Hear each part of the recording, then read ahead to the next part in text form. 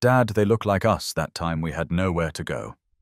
The words hung in the frozen air between Marcus Chen and his 10-year-old son Ryan, cutting through the December silence like truth through pretense. What do you do when Christmas Eve brings you face to face with your own reflection in a stranger's desperate eyes? When helping them means risking everything, but walking away means losing yourself. Before we continue, please tell us, where in the world are you tuning in from? We love seeing how far our stories travel. Marcus's weathered Honda Civic crawled through the community center parking lot. Windshield wipers squeaking their lonely rhythm against the glass. Snow crystals stung like needles in the headlight beams, and the night held its breath, waiting for something to shatter the frozen silence. Beside him, Ryan pressed his small face against the passenger window, his breath fogging the glass as he stared across the empty lot. "That's them, Dad." Ryan whispered, his voice carrying the weight of recognition that only comes from living through your own darkness. "Over there by the wall." Marcus followed his son's gaze, and his heart stopped. 3 figures huddled against the brick wall of the adjacent building. A woman and 2 small children pressed together like they were trying to become one person, their thin coats no match for the bitter Ohio wind that whipped through the empty streets. In that flickering streetlight, Marcus saw something that stopped his world. Not just desperation. Grace. The kind of grace that emerges when you have nothing left but love for your children. The woman couldn't have been more than 30, with straight blonde hair that had clearly once been well kept, but now hung limp around her face like abandoned dreams. Her blue eyes held storms of unshed tears, exhausted yet still fiercely protective. The 2 little girls pressed against her sides were identical twins, maybe 7 years old, with matching curly ginger hair and faces pinched with cold and hunger that spoke of too many empty nights. Marcus felt winter settle into his bones, but not from the cold. This was the chill of recognition, the sharp ache of seeing his own reflection in a stranger's desperation. Christmas Eve. Freezing temperatures and a mother trying to shield her babies from the world with nothing but her own breaking body. "Stay in the car for a minute, buddy," Marcus said, but his words felt hollow even as he spoke them. He was already moving muscle memory taking over, the way it had 7 years ago, when the world first taught him that love and loss were 2 sides of the same devastating coin. He popped the trunk, grabbing the wool blanket he kept for emergencies and the bag of canned goods they'd brought to donate. His worn boots crunched against the icy pavement as he approached slowly, carefully, not wanting to startle them. Sometimes the greatest gifts come wrapped in the darkest moments, he thought, remembering words his wife Catherine used to say when life felt impossible. The woman looked up as his footsteps approached. Even in the dim glow of the flickering streetlight, Marcus could see the weariness carved into every line of her face, the kind of exhaustion that comes from carrying the world on shoulders too small for such weight. "I'm sorry to bother you," Marcus said gently, stopping a few feet away. His voice carried the soft authority of someone who understood what it meant to be broken. He held up the blanket like an offering. "I'm Marcus. I was just dropping something off at the center, and I thought, well, I have this blanket and some food. Please take them." The woman stared at him with eyes that had forgotten how to trust kindness from strangers.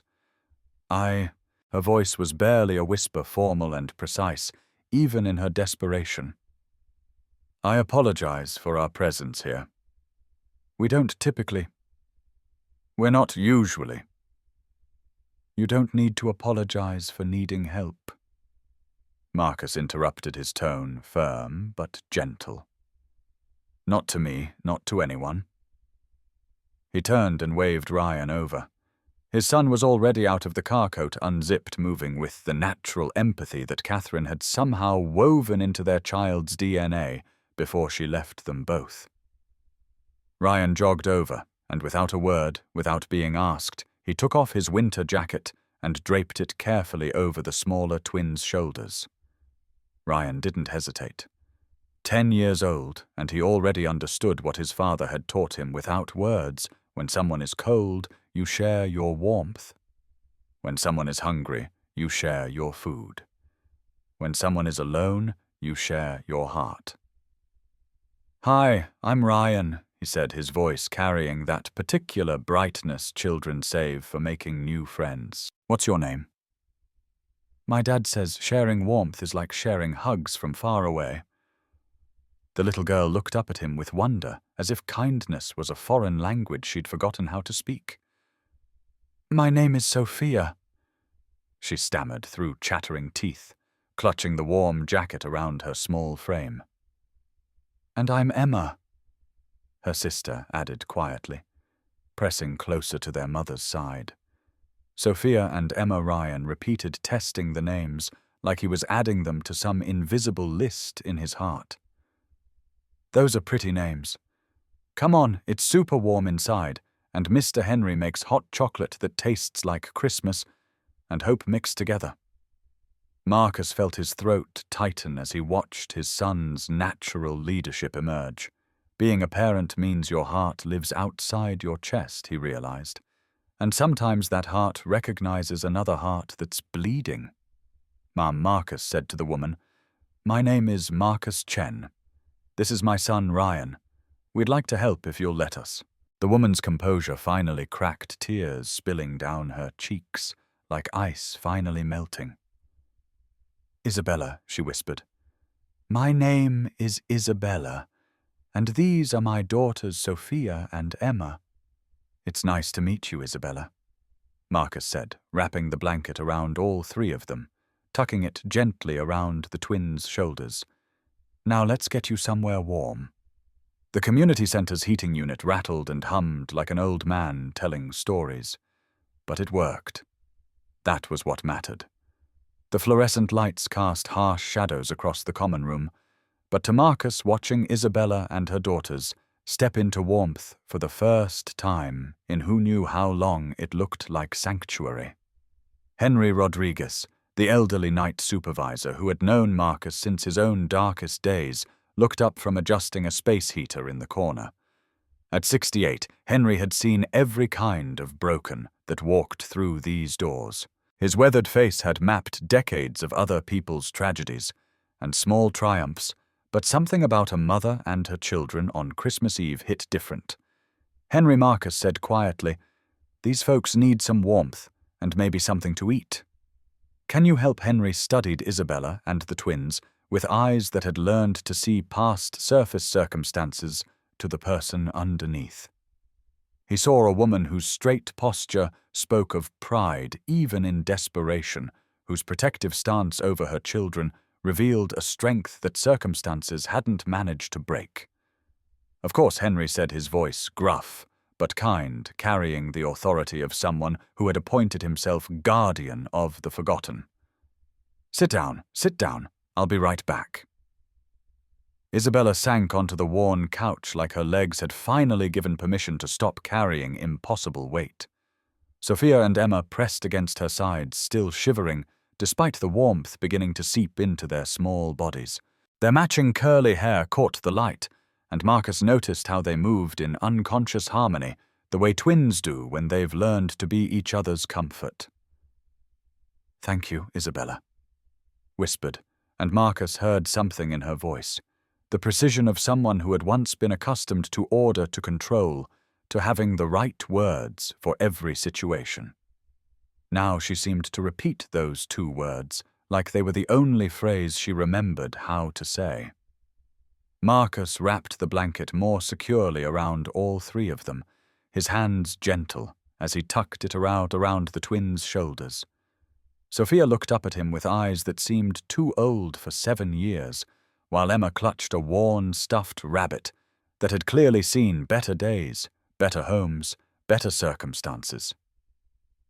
"Want to see something cool?" Ryan asked, settling cross-legged on the floor in front of the twins, pulling a quarter from his pocket.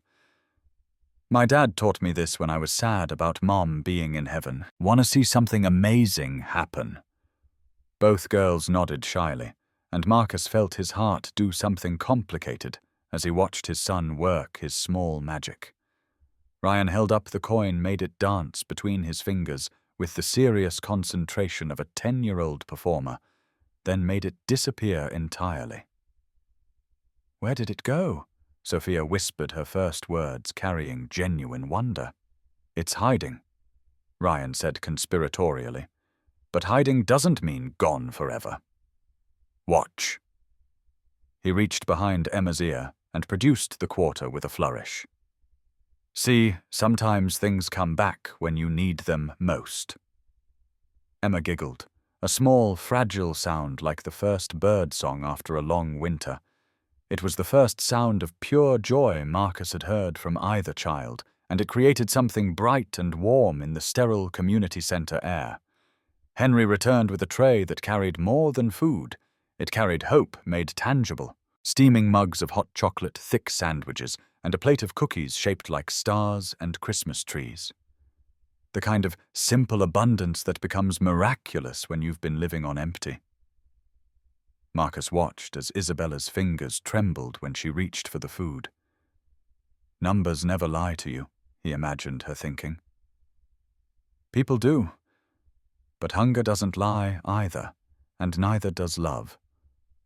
She handed sandwiches to Sophia and Emma first, waiting until they'd taken their first tentative bites before allowing herself even a sip of hot chocolate. The twins ate slowly at first, as if they weren't sure the food was real, as if kindness might evaporate if they moved too quickly. Then hunger took over. The desperate, all-consuming hunger of children who hadn't had a proper meal in days. They ate with an intensity that made Marcus's chest ache with recognition. "Dad," Ryan said quietly, moving to sit beside Marcus on a bench across the room, giving the family space while staying close enough to help if needed. "They're hungry like we were that time after Mom died, when you couldn't remember how to make anything except cereal." Marcus nodded memories, stirring like sediment in still water. 7 years ago, grief had made him forget basic human functions. He'd learned to survive on routine, on the understanding that structure was the only thing keeping the chaos at bay. Wake up at 6, make breakfast even when his hands shook. Pack lunches even when he wanted to disappear, get Ryan to the school bus even when the world felt like it was ending. But you learned. Ryan continued, his voice carrying the wisdom that children develop when they've had to grow up too fast. You learned how to take care of us. Maybe they just need to learn too. Marcus studied Isabella as she carefully wiped Sophia's face with a napkin, as she whispered encouragement to Emma to drink more hot chocolate, as she made sure her daughters had everything they needed before taking a bite of her own sandwich. A mother doing what mothers do, putting their children first even when she was clearly starving herself. He noticed she was still wearing a wedding ring. Worn thin, but still there on her left hand like a ghost of promises that had been broken. But there was no husband here, no partner helping her keep their children safe and warm. Just her alone carrying the weight of 3 lives with grace that shouldn't have been possible under the circumstances. After the twins had eaten and begun to relax, curling together on the couch under the blanket with fuller bellies and warmer bodies, Isabella approached Marcus. Up close under the fluorescent lights, he could see her more clearly. Despite the exhaustion carved into every line of her face, despite the dirt smudged on her cheek and the desperation that clung to her like winter air, she had kind eyes. Eyes that had clearly cried too many tears recently, but eyes that still held strength.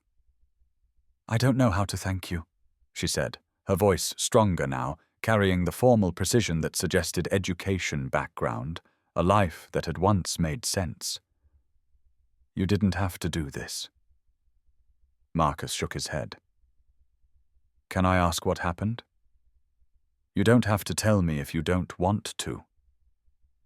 Isabella glanced at her daughters, making sure they were far enough away not to hear, then looked back at Marcus with eyes that held the weight of betrayal and the fierce determination of someone who had learned to survive the unsurvivable. 6 months ago, Isabella began, her voice barely above a whisper. My world collapsed like a house of cards built on lies.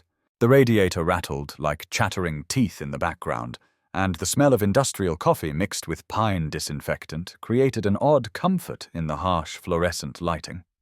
Marcus leaned forward, giving her his full attention, understanding that sometimes the most important conversations happen in the most unlikely places. My husband, Brandon, she continued. Her voice, cracking slightly on his name, took out a large loan without telling me. Said it was for a business opportunity. Something that would change our lives. Her laugh was hollow, broken glass, wrapped in bitter truth. He was right about that part. Marcus stayed quiet, letting her find the words at her own pace. He'd learned from his own grief that healing happens in its own time, that rushing someone's pain only deepens the wound.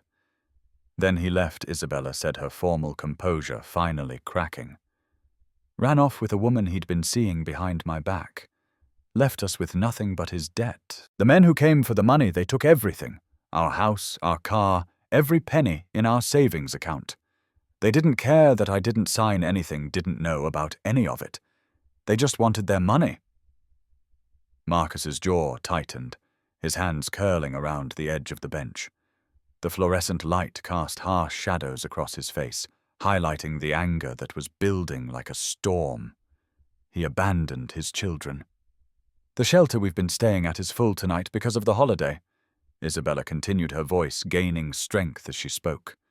We've been waiting outside all evening, hoping a spot would open up, but it's Christmas Eve.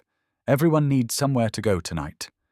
She looked at Marcus, then really looked at him, and he saw something in her eyes that he recognized from his own mirror during those first terrible months after Catherine died. Shame. The kind of shame that comes from feeling like you failed at the one job that matters most. I've been applying for jobs everywhere, she said, but no one wants to hire someone with no permanent address. The girls need to be in school, but I can't enroll them without a home. I feel like... Her voice broke completely. I feel like I'm failing them every single day. Marcus understood that feeling intimately. He'd carried it like a weight on his chest for years after Catherine died, the crushing responsibility of being the only thing standing between a child and complete devastation. From across the room, Ryan's voice drifted over as he continued entertaining the twins. Sophia. Emma, wait till you see my room. I have glow-in-the-dark stars that tell stories, and my dad knows all the best bedtime stories because my mom taught him before she went to heaven. Do you have any family? Marcus asked gently. Isabella shook her head, tears threatening to spill again. My parents passed away when I was young. I was raised by my grandmother, but she died 3 years ago. My husband's family. She swallowed hard. They blamed me when he left, said I must have driven him away, that I wasn't good enough. That's not true, Marcus said firmly, the conviction in his voice surprising even him. You didn't do anything wrong. He did. He's the one who failed, not you. Isabella stared at him, and fresh tears spilled down her cheeks. I don't know what I did wrong, she whispered. I tried to be a good wife. I worked diligently, took care of the girls, kept our home. I don't understand what I did to deserve this. Marcus leaned forward, his voice low and steady, carrying the authority of someone who had survived his own impossible circumstances. You didn't deserve any of it. And your daughters don't deserve to spend Christmas Eve freezing on the street. Across the room, Ryan was showing the twins another magic trick, this time making a pencil appear to bend without breaking. Sophia clapped her hand softly while Emma giggled, that same fragile sound that seemed to fill the corners of the community center with something that had been missing. An idea was forming in Marcus's mind. Probably not logical, definitely risky, but something about this moment felt bigger than logic. Something about the way Ryan had immediately given his coat to Emma, the way he'd made them laugh when they'd forgotten how the way Isabella held herself with dignity even when she had nothing left to be dignified about. He wasn't just helping strangers, he realized. He was healing something in himself, he hadn't known was still broken. "Listen," Marcus said, making a decision that would change everything. "I have a small house. It's not much, but there's a guest room. You and the girls could stay there, just until you get on your feet." Isabella's eyes went wide with shock. "I can't. We couldn't impose like that. You don't even know us." "I know enough," Marcus said firmly. He glanced at her daughters, watching them laugh with his son, seeing how naturally they fit into the space Ryan had made for them in his heart. "I know you're a mother trying to protect her children. I know you need help, and I know it's Christmas Eve, and I can't let you go back out into that cold." He paused, feeling something in his chest loosen, a knot he hadn't realized he'd been carrying for 7 years. "I'm a single dad too," he said quietly. "My wife died 7 years ago. I've been raising Ryan alone since he was 3. It's not easy. There were times when I needed help when I didn't think I could make it through another day." Marcus met Isabella's eyes directly. "Someone gave me a chance when I needed it most. Mrs. Henderson brought casseroles every week. Henry here let us use the facilities for free when money was impossibly tight. People were kind when I was drowning."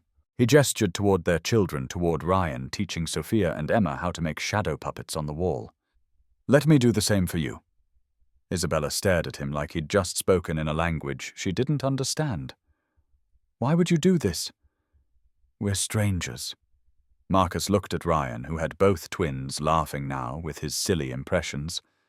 His son who had lost his mother but never lost his kindness, who saw people hurting and wanted to help because that's what Marcus had taught him, even when Marcus himself had been drowning in grief. "Because it's the right thing to do," Marcus said simply. "And because nobody should be alone on Christmas. And because kindness is a language even broken hearts can speak fluently." The silence that followed was filled with the sound of children's laughter, the rattle of the old heating system, and the soft whisper of snow against the windows. Isabella looked at her daughters, then back at Marcus, and he saw the exact moment when hope crept back into her eyes, like sunlight after a storm. "Okay," she whispered. "Okay." The drive to Marcus's house passed in contemplative silence, broken only by the soft whisper of Ryan's voice as he continued entertaining the twins in the back seat. Isabella sat in the passenger seat, clutching a small backpack that contained everything she and her daughters owned: 2 changes of clothes, a few books, and the worn stuffed rabbit that Emma refused to leave behind. Marcus's home was a modest 2-bedroom ranch with chipped paint and a front porch that sagged slightly on one side, but to Isabella, staring at it through the frost-covered windshield, it looked like salvation. The windows glowed with warm yellow light, and Marcus had left the porch light on. Small details that spoke of a life lived with intention, of someone who came home to a place that welcomed him back. "It's perfect, Isabella," whispered, and Marcus heard something in her voice that made his chest tighten with emotion he wasn't ready to name. Inside the house breathed with 7 years of memories. Every scuffed floorboard told a story of bedtime races to brush teeth. Every crayon mark on the wall whispered of Ryan's growing imagination, and a father who chose love over perfect walls. The living room held worn furniture that had been chosen for comfort rather than style. A Christmas tree in the corner decorated with handmade ornaments that Ryan had crafted in elementary school over the years. Nothing fancy, nothing impressive, but it was safe. More than safe. It was home in the way that only comes from love lived daily in ordinary moments. "The guest room is here," Marcus said, leading them down the narrow hallway. The small room had been used mostly for storage, boxes of Catherine's things he couldn't bear to throw away, old tax documents, Ryan's outgrown clothes stacked in neat piles. "I'll clear out some space tonight. For now, Ryan can sleep on the couch, and you and the girls can take his room." "No, please." Isabella protested immediately, her accounting mind automatically calculating the imposition. "We can't take his room. We can sleep anywhere on the floor on the couch." But Ryan was already gathering his favorite stuffed animals from his bed, moving with the purposeful energy of a child who had found his mission. "It's okay," he announced cheerfully. "I like camping on the couch, and Sophia and Emma need my room more than me tonight.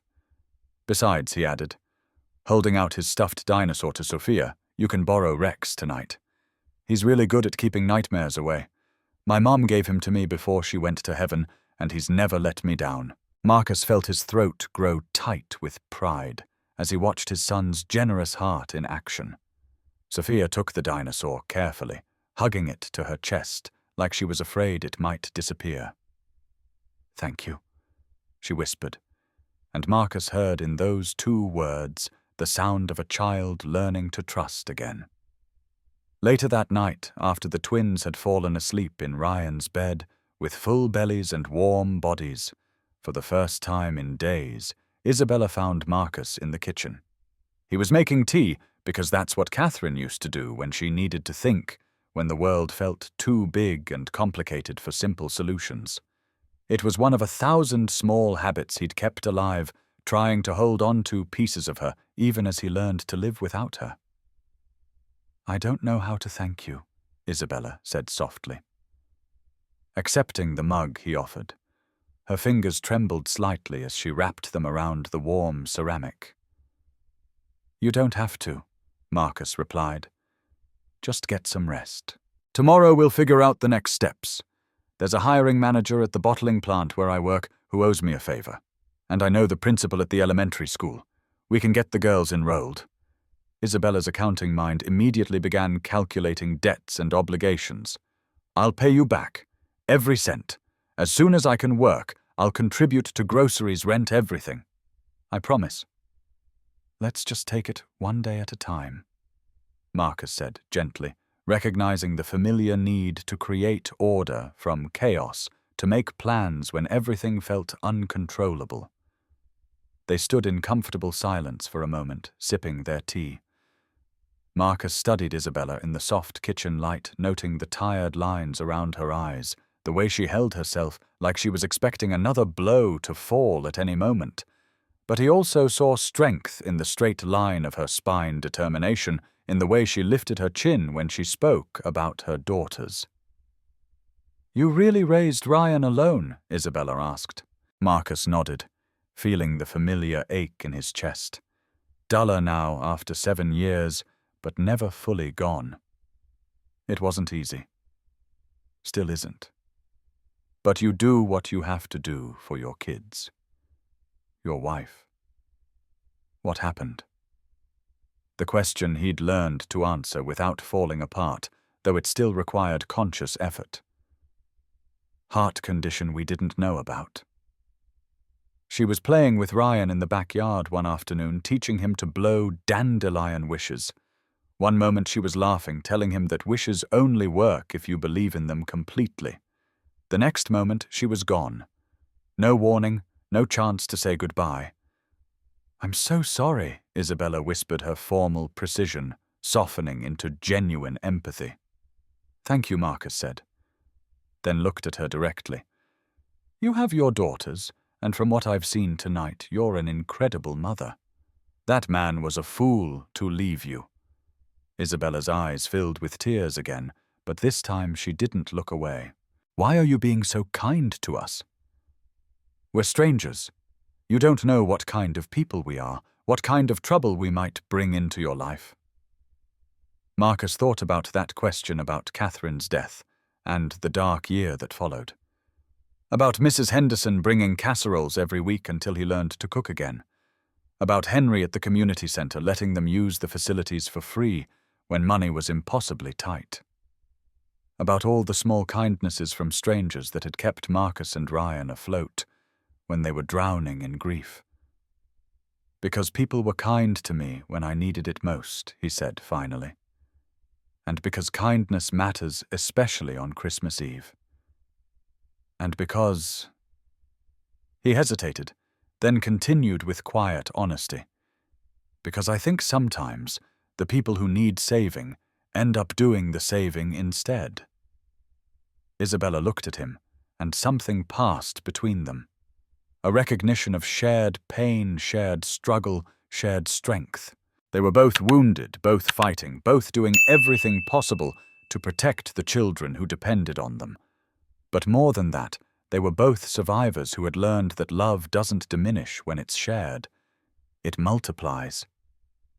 "Merry Christmas," Marcus Isabella said softly. "Merry Christmas, Isabella." Neither of them knew it yet, but something was beginning. Something neither had been looking for, but both desperately needed. Outside, snow began to fall gently over the small Ohio town, covering the streets in white, making everything clean and new again. Christmas morning arrived with the smell of pancakes burning and the sound of children's laughter echoing through rooms that had been too quiet for too long. Marcus stood at the stove, spatula in hand, watching smoke curl up from what were supposed to be perfect Christmas breakfast pancakes, when Ryan's voice drifted in from the living room. "Sophia, Emma, watch this. My dad taught me how to make pancakes shaped like dinosaurs, but sometimes they look more like, abstract art." Marcus smiled despite his culinary failure. 7 years of single parenthood had taught him many things, but perfect pancakes on demand was not one of them. He'd learned instead that love could be measured in attempts rather than successes, that showing up mattered more than getting everything right. Isabella appeared in the kitchen doorway looking more rested than the night before, though her eyes still carried shadows of worry that would take more than one good night's sleep to erase. She was wearing the same clothes from yesterday. She had no choice, but she'd managed to wash her face and tame her hair into something resembling order. "I can help," she said immediately, moving toward the stove with the automatic efficiency of someone accustomed to fixing problems. "Please let me help with something." Marcus stepped aside and they fell into an easy rhythm that surprised them both. Him flipping the rescued pancakes while she set the table, their movements synchronized in a way that felt natural, comfortable, like a dance they'd been practicing for years rather than hours. "You don't have to do anything," Marcus said. As he watched her fold napkins with precise corners, her accounting background evident even in the smallest tasks. "Yes, I do," Isabella replied firmly. "I need to feel useful. I need to feel like I'm contributing something other than problems." Over breakfast, Ryan chattered endlessly about his plan to teach Sophia and Emma how to draw dinosaurs, his excitement infectious as he described elaborate art projects and adventures they could have. The twins were quiet but watchful occasionally, venturing small comments when Ryan's enthusiasm drew them in despite their caution. "My dad knows everything about dinosaurs," Ryan announced proudly, syrup sticky on his chin, "and he makes the best bedtime stories." Well, except for Mom. Mom's stories were the best, but Dad learned how to tell them the way she did. Marcus felt the familiar twist in his chest at the casual mention of Catherine, but it was softer now, mixed with warmth at Ryan's matter-of-fact acceptance of their life. "Can you tell us a story tonight?" Sophia asked quietly, her first direct question to Marcus. "I'd like that," Marcus replied, and meant it. After breakfast, when the children were occupied in the living room with Ryan's extensive collection of building blocks, Isabella approached Marcus with the serious expression he was beginning to recognize as her thinking face. "I need to be honest with you," she said, her voice carrying that formal precision that seemed to be her default when discussing practical matters. "I don't have much work experience beyond bookkeeping and managing accounts. Before I got married, I ran a small accounting firm with my grandmother, but that was years ago, and after the girls were born, Brandon insisted I stay home." "Can you work with numbers?" Marcus asked. "Yes, I'm actually really good with budgets and financial organization. Numbers make sense to me. They follow rules, they don't lie. They add up the way they're supposed to." Unlike people, her tone implied. Marcus felt something click into place, a solution forming with the satisfying precision Isabella would appreciate. "Then I know exactly where you need to work. The bottling plant needs someone in their accounting department. Our current person is, well, let's say numbers and him don't get along. Let me make a call. The days after Christmas blurred together in a strange, unexpected harmony that surprised everyone involved. Marcus called Bernard his gruff hiring manager, who owed Marcus several favors after Marcus had covered his shifts during a family emergency the previous year. Bernard grumbled about interviewing someone on such short notice, but he trusted Marcus's judgment. Isabella got the job within the week. She started in the accounting department, and within 2 weeks she'd organized their entire filing arrangement and caught 3 significant errors that had been costing the company thousands of dollars. Her precise mind found patterns where others saw chaos created order from the mess that her predecessor had left behind. Bernard pulled Marcus aside one day during lunch break, his weathered face showing something approaching respect. "Where did you find her?" "She's brilliant. Best hire we've made in years. That woman can make numbers dance." Marcus felt pride surge through him. Not the kind of pride you feel for yourself, but the deeper kind you feel when someone you care about succeeds. Care about? The thought caught him off guard, but it lingered, refusing to be dismissed. Isabella insisted on contributing to household expenses as soon as her first paycheck arrived. Marcus tried to refuse, but she was stubborn about it, her pride requiring some form of payment for the sanctuary he'd provided. "You've already given us everything," she said, firmly standing in his kitchen with her first paycheck in her hand like a declaration of independence. "Please let me do this. Let me feel like I'm not just taking." So they worked out an arrangement that satisfied her need for dignity and his recognition of her circumstances. She covered groceries, he handled rent and utilities. They split everything else. It was practical, sensible, and it felt like the beginning of something that neither was quite ready to name. The house began to change, to feel different in ways that had nothing to do with furniture or decoration, and everything to do with the presence of more life, more laughter, more love lived daily in small moments. The twins' laughter echoed through rooms that had been too quiet for too long. Sophia drew pictures that Isabella taped to the refrigerator with the pride of someone who finally had a place to display her daughter's art. Emma sang little songs while coloring at the kitchen table, her voice soft but growing stronger each day. Ryan thrived in his new role as big brother, teaching the girls his favorite games, showing them his collection of rocks and feathers, protecting them with the fierce loyalty that children reserve for those they've chosen as family. He helped them with homework, shared his toys without being asked, and included them in everything, as if they'd always been part of his life. Family dinners became routine, Marcus cooking, while Isabella helped the children with homework. All of them sitting around the small kitchen table, talking about their days, making plans for the weekend, creating the kind of ordinary moments that build a life worth living. It felt natural. It felt right. It felt like healing. Marcus caught himself watching Isabella sometimes, the way she laughed at Ryan's terrible jokes, throwing her head back with genuine delight. The way she bit her lower lip when concentrating on a budget spreadsheet, her forehead creased in concentration. The way she tucked her hair behind her ear when she was nervous, a gesture so unconscious and natural that it made something in his chest flutter. One evening they were washing dishes together after dinner. Marcus washing Isabella, drying their hands, occasionally brushing as she reached for plates. The touch was electric, brief, but unmistakable, sending warmth up Marcus's arm that had nothing to do with the hot dishwater. Isabella felt it too. He could tell by the way she froze for just a moment, her breath catching almost inaudibly, her eyes meeting his in a look that lasted a heartbeat too long before they both looked away. "Sorry," Marcus mumbled, suddenly aware of how small his kitchen was, how close they were standing. "It's okay," Isabella said quietly, but the air between them had shifted, charged with something neither was quite ready to acknowledge. That night, after Isabella had tucked the twins into Ryan's bed, and Ryan had settled on the couch with the contentment of a child whose world made sense, Marcus found himself thinking about the moment in the kitchen. about the way Isabella's presence had changed not just the practical aspects of his life, but something deeper.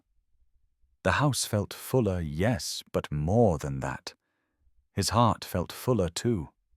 For the first time in 7 years, Marcus Chen was beginning to remember what it felt like to hope for something beyond simple survival. 2 months passed like pages in a book being written by people who had forgotten they knew how to dream. Spring began its tentative push against winter's grip, and with it came changes that Marcus and Isabella were both noticing, but neither quite ready to discuss. The morning routines had evolved into something that looked suspiciously like family life. Marcus would wake first, start the coffee, and begin breakfast while Isabella helped the girls get dressed and ready for school. Ryan, taking his role as big brother seriously, would pack extra snacks in Sophia and Emma's backpacks and walk them to their classroom before heading to his own. The local elementary school principal, Mrs. Chen, no relation despite the shared name, had been remarkably helpful in getting the twins enrolled. She'd bent several rules about permanent addresses and documentation, seeing past the paperwork to the children who needed stability and education. Sometimes she'd told Marcus privately, the best thing we can do is choose to see what children need rather than what the regulations require. Sophia and Emma flourished in their new school environment. Sophia discovered a talent for art that her teacher encouraged with extra supplies and after-school opportunities. Emma found her voice in the school choir, her soft singing gaining confidence as she realized people wanted to hear what she had to offer. At home, Isabella was transforming too. The desperate woman Marcus had found on Christmas Eve was being replaced by someone confident, competent, valued. Her work at the bottling plant had earned her a promotion and a significant raise. She'd reorganized not just the accounting department, but several other operational procedures that were saving the company substantial money each month. She's got a mind like a steel trap, Bernard told Marcus one afternoon. Nothing gets past her, and she makes everything better just by looking at it. You did us a favor bringing her in. But it was the smaller changes that Marcus noticed most. The way Isabella laughed more easily now, the way her shoulders didn't carry the constant tension of someone expecting the next disaster. The way she'd started buying little things for the house, fresh flowers for the kitchen table, better coffee for the morning's art supplies, so she could draw with the children in the evenings. She was nesting, Marcus realized, making their temporary arrangement feel more like home. One Saturday afternoon, Marcus found Isabella in the guest room, which had somehow transformed from a storage space into something that looked lived in and comfortable. She was organizing old paperwork, trying to rebuild her credit and make sense of the financial disaster Brandon had left behind. "How's it going?" Marcus asked, leaning against the doorframe. Isabella looked up from a stack of bank statements, frustration clear on her face. "Nothing adds up," she said, pushing her hair behind her ear in that gesture Marcus had learned to recognize. The amounts, the dates, the signatures. Something's not right about any of this. "What do you mean?" "I mean, I've been over these documents 100 times, and the story doesn't make sense. The loan Brandon supposedly took out the payments that were supposedly due. Look at this." She handed him a bank statement. "This signature. It's supposed to be mine, but I never signed this document. I never even saw it until after Brandon left." Marcus studied the paper, noting the differences Isabella was pointing out. "You think it's forged? I know it's forged. The question is why? Why would Brandon forge my signature on a loan document and then abandon us to deal with the consequences?" A cold suspicion was forming in Marcus's mind, but he didn't want to voice it yet. "What else are you finding?" "Text messages that don't line up with what he told me. Bank transfers to accounts I've never heard of. Gambling websites in our internet history that I never accessed." Isabella's voice was growing stronger, more determined. "Marcus, I don't think Brandon was in debt. I think he created the debt story to cover something else. Such as stealing money and making it look like we were victims of his poor financial decisions instead of victims of his fraud." Marcus sat down beside her on the floor, surrounded by the paper trail of Isabella's destroyed life. But instead of looking defeated, she looked fierce, angry, determined. "What do you want to do about it?" he asked. Isabella met his eyes directly, and Marcus saw something in her expression that made his heart race. Not fear or desperation, but strength. Raw, powerful, unbreakable strength. "I want to find him," she said. "I want him to know that I figured it out. And I want back what he stole from my daughters." That evening, after the children were asleep, Marcus and Isabella sat at the kitchen table with coffee, and Isabella's collected evidence spread between them. The documents told a story of deliberate deception, of a man who had planned his exit strategy, while his wife believed they were building a life together. "He's living 2 towns over, Isabella," said, sliding a printed page across the table. "I found his address through an old mutual friend who didn't know the whole story. He's not hiding. He thinks he got away with it." Marcus studied the address, then looked at Isabella's determined face. "This isn't just about money, Isabella. This is fraud. You could press charges, involve the police." "I don't want lawyers and courts." Isabella interrupted, her eyes blazing. "I want to look him in the face.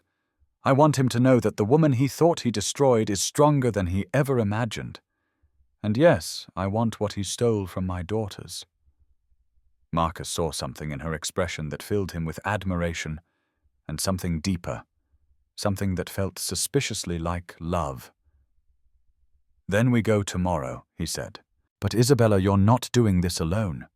She reached across the table and took his hand, her fingers strong and warm against his. "Why?" she asked quietly. "Why are you willing to do this for us?" Marcus looked at their joined hands, then into Isabella's eyes, and felt the truth settle into his chest, like something that had always been there, waiting to be acknowledged. "Because somewhere along the way your fight became my fight. Your daughters became my daughters. Your happiness became something I need, like I need air." He paused, then continued with quiet intensity. "Because I care about you, Isabella. More than I thought I'd ever care about anyone again." The silence that followed was filled with possibility, with the recognition that they had moved far beyond temporary arrangements and practical solutions into something that looked remarkably like love. Outside, spring rain began to fall, washing away the last traces of winter and making everything clean and new again. The next morning dawned crisp and clear, with the kind of spring sunshine that made everything look possible. Marcus woke to the familiar sound of chaos that had become his favorite morning symphony. Sophia was singing in the shower with the unconscious joy of someone who had never learned to doubt whether her voice was worth hearing. Emma was practicing spelling words aloud while getting dressed, her voice carrying the determined concentration of a child who approached every challenge as a puzzle to be solved. Ryan was moving through his morning routine with the efficient grace of a 15-year-old who had learned to manage his own responsibilities while still keeping an eye on his younger sisters. The morning chaos no longer surprised visitors to the Chen household. Mrs. Henderson, now a permanent fixture for Sunday dinners and emergency babysitting, had declared that their house sounded like happiness looked when it decided to take up residence somewhere permanently. Marcus found Isabella in the kitchen, as he did every morning, coffee already started and breakfast taking shape with the easy efficiency of someone who had found her rhythm in all things. She was wearing scrubs. Her promotion to Director of Financial Operations at the Regional Medical Center had come with better hours and the satisfaction of work that directly helped people, and her hair was pulled back in the practical ponytail of someone who had places to be and people counting on her. "Good morning, husband," she said without turning around, but Marcus could hear the smile in her voice. "Good morning, wife," he replied, settling into the routine that had become precious precisely because it was routine. "Big day today, board meeting at 10, budget review at 2, and Sophia's art show at school this evening. Isabella recited flipping pancakes with the competence that had replaced Marcus's former breakfast disasters. Emma has choir practice after school, and Ryan has a basketball game that we absolutely cannot miss because he's starting point guard now. Marcus poured coffee for both of them, marveling as he did every morning at the beautiful complexity of their lives. 5 schedules to coordinate 3 children's needs, to anticipate 2 careers, to balance 1 family, to nurture through all of it. "I love our chaos," he said, meaning it completely. Even when Emma loses her library book and Sophia can't find her art supplies and Ryan needs his jersey washed at the last minute, Isabella asked, though she was laughing. Especially then, Marcus said, because it was true. The crises were proof of investment evidence that they all cared enough about each other's lives to be inconvenienced by them. The children arrived in the kitchen like a small storm system, all motion and energy and competing demands for attention. Ryan grabbed toast while checking his phone for messages from teammates. Sophia examined her pancakes critically, arranging them into a pattern that satisfied her artistic sensibilities. Emma practiced her spelling words between bites, determined to ace the quiz that would determine her placement in the advanced reading group. Dad Ryan said, looking up from his phone, "Coach wants to know if you can help with the team dinner on Friday. He says you make the best lasagna on the parent volunteer list." Marcus felt pride warm his chest at the casual way Ryan claimed him in front of his teammates, the unconscious certainty in his voice when he called him Dad. Legal adoption papers had made it official 2 years ago, but the emotional adoption had happened much earlier, in small moments of trust and care that had built into unshakable family bonds.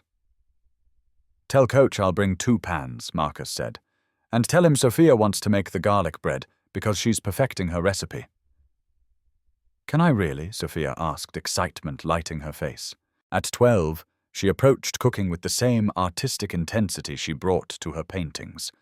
"Of course," Isabella said, reaching over to smooth Sophia's hair with the casual affection that had become automatic. "But we're practicing tomorrow night first.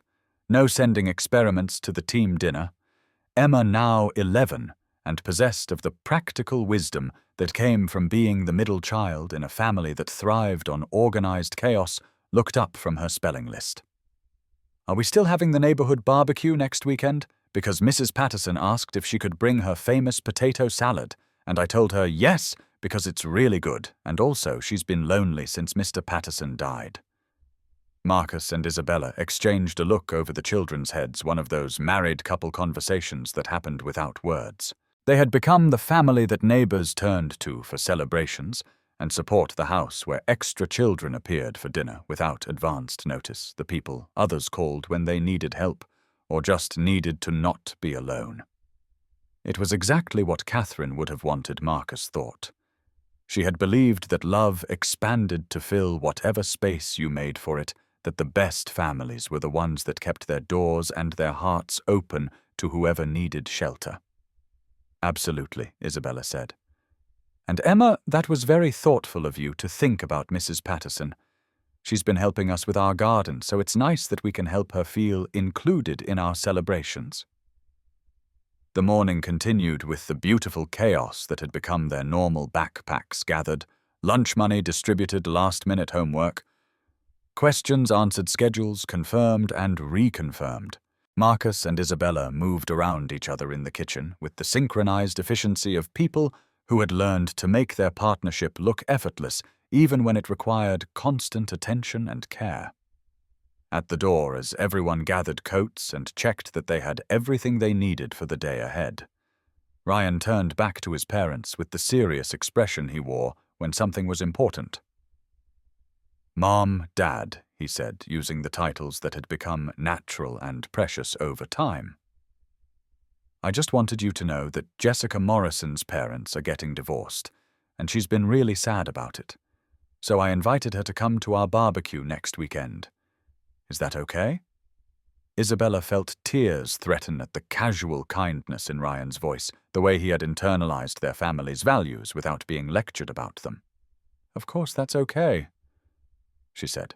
"Should we call her parents and make sure they know she's invited?" I already gave her your phone number, Ryan said with the confidence of someone who knew his family would always make room for one more. She's going to have her mom call you. As the children dispersed to their various destinations and Marcus headed off to his shift at the bottling plant, now as a supervisor training new employees in the safety procedures he'd helped develop, Isabella sat in her car for a moment before driving to work. She thought about the woman she'd been 4 years ago, desperate and broken, and convinced that her story was ending in the worst possible way. She thought about the children they'd all been then, Ryan lonely despite his father's love, Sophia and Emma scared and uncertain about where they belonged. Now Ryan was a confident teenager who invited lonely classmates to family gatherings without checking first because he knew his parents would say yes. Sophia was a young artist who approached every challenge with creative problem-solving and unshakable confidence in her own abilities. Emma was a thoughtful 11-year-old who noticed when neighbors were lonely and took action to include them in community celebrations. They had all become the people they were meant to be. Isabella realized not in spite of the difficulties they'd faced, but because those difficulties had taught them what really mattered. 3 weeks later, Marcus's alarm clock had become optional. He woke instead to the sound of Sophia singing softly in the shower, Emma practicing spelling words aloud while getting dressed, and Isabella moving quietly around the kitchen, starting coffee and packing lunches with the efficient grace of someone who had found her rhythm. The bottling plant had offered Isabella a permanent position, with benefits a recognition of the value she'd brought to their operations in such a short time. She'd negotiated not just for herself, but for Marcus too, suggesting process improvements that had resulted in both of them receiving small but meaningful raises. She's got a mind like a chess player, Bernard had told Marcus approvingly. Always thinking 3 moves ahead. The children had settled into their new school routines with the adaptability that children possess when they feel secure. Sophia's art teacher had entered one of her drawings in a regional contest, and Emma had been selected for a special reading group for advanced students. Ryan basked in his role as their guide and protector, introducing them to friends and making sure they never felt alone or uncertain. On this particular morning, Marcus found Isabella at the kitchen table with her laptop, a steaming mug of coffee beside her, and that familiar line of concentration between her eyebrows that appeared when she was solving complex problems. Working early, he asked, settling into the chair beside her. "I've been thinking about those documents," she said, without looking up from the screen. "About Brandon and what he really did to us. I did some research last night about loan fraud, about how people cover up embezzlement by making it look like debt." Marcus poured himself coffee and studied her profile. Over the past few weeks, he'd watched Isabella transform from someone who reacted to circumstances to someone who anticipated and planned for them. The change was remarkable, and if he was honest with himself, incredibly attractive. "What did you find?" "Patterns," she said, finally looking up at him. "Brandon's story doesn't match any legitimate loan process. The timing is wrong, the documentation is inconsistent, and the supposed creditors don't exist in any official capacity." She turned the laptop toward him. "I think what really happened is that Brandon stole money from his employer, from our accounts, possibly from other people, and needed to create a story that would explain why we lost everything." Marcus leaned closer to read the screen, immediately aware of Isabella's presence beside him, the subtle scent of her shampoo, and the warmth of her arm almost touching his. "So the debt collectors who took your house were probably friends of his or people he hired to make the whole thing look legitimate. Think about it. Real creditors would have involved lawyers, courts, proper legal processes. These men just showed up and took everything, claiming they had the right to do so. I was too shocked and scared to question it properly." Marcus felt anger building in his chest, the kind of protective fury that came from watching someone you care about be victimized by someone who was supposed to love them. "Isabella, this isn't just fraud. This is theft on a massive scale." "I know." Her voice was steady, determined. And I'm going to prove it. Over the next hour, Isabella showed Marcus the evidence she'd been gathering: bank records that didn't match Brandon's timeline, employment documents that revealed significant discrepancies in his claimed income, social media posts that contradicted his story about financial hardship. "He's not hiding," she said, pulling up a Facebook profile. "Look at this." The photos showed Brandon at expensive restaurants wearing designer clothes, standing beside a car that was far beyond the means of someone supposedly crushed by debt. In several photos, he was with a woman Marcus didn't recognize, attractive young, wearing jewelry that looked expensive. "That's Rebecca," Isabella said quietly. "The woman he left us for. They look happy, don't they? Happy and prosperous, considering how broke he claimed to be when he abandoned his children." Marcus studied the photos, noting the dates. "These were taken after he left you. After he told you there was no money left." "Exactly." Isabella closed the laptop with more force than necessary. "I want to confront him, Marcus. I want him to explain this to my face. But more than that, I want him to return what he stole from Sophia and Emma's future." Marcus reached over and took her hand, noting how much steadier it was now than it had been that first night at the community center. "Then that's what we'll do. But Isabella, we do this smart. We document everything, we bring evidence, and we make sure you're protected." Why, Isabella asked the same question she'd asked weeks ago, but this time with different meaning. This time asking not why he'd help strangers, but why he'd involve himself in her fight for justice. Marcus looked at their joined hands, then into her eyes, and felt the truth settle into words he was finally ready to speak. "Because your fight became my fight the moment I realized I care about you. Really care about you. Because I can't stand the thought of someone hurting you and getting away with it." Something shifted in Isabella's expression, a softening around her eyes that made Marcus's heart race. But before either of them could explore the moment further, the sound of children's footsteps thundered down the hallway. "Dad," Isabella Ryan called out. "Sophia can't find her other shoe, and Emma needs help with her hair, and the bus comes in 10 minutes coming." Isabella called back, but she squeezed Marcus's hand before letting go. "Tonight," she said quietly. "Tonight we'll talk about what happens next." Marcus nodded, understanding that she meant more than just their plan to confront Brandon. Tonight they would talk about the feelings that had been building between them, about the possibility that their temporary arrangement had become something neither of them wanted to be temporary anymore. As Isabella hurried to help the girls and Marcus gathered his things for work, he realized that somewhere in the space between morning coffee and children's crisis, between shared glances and joined hands, they had crossed an invisible line into something that felt like forever. That evening, after homework was completed and the children were settled in the living room with a movie that would occupy them for at least 90 minutes, Marcus and Isabella found themselves alone in the kitchen again. It had become their space, the place where important conversations happened over coffee and quiet honesty.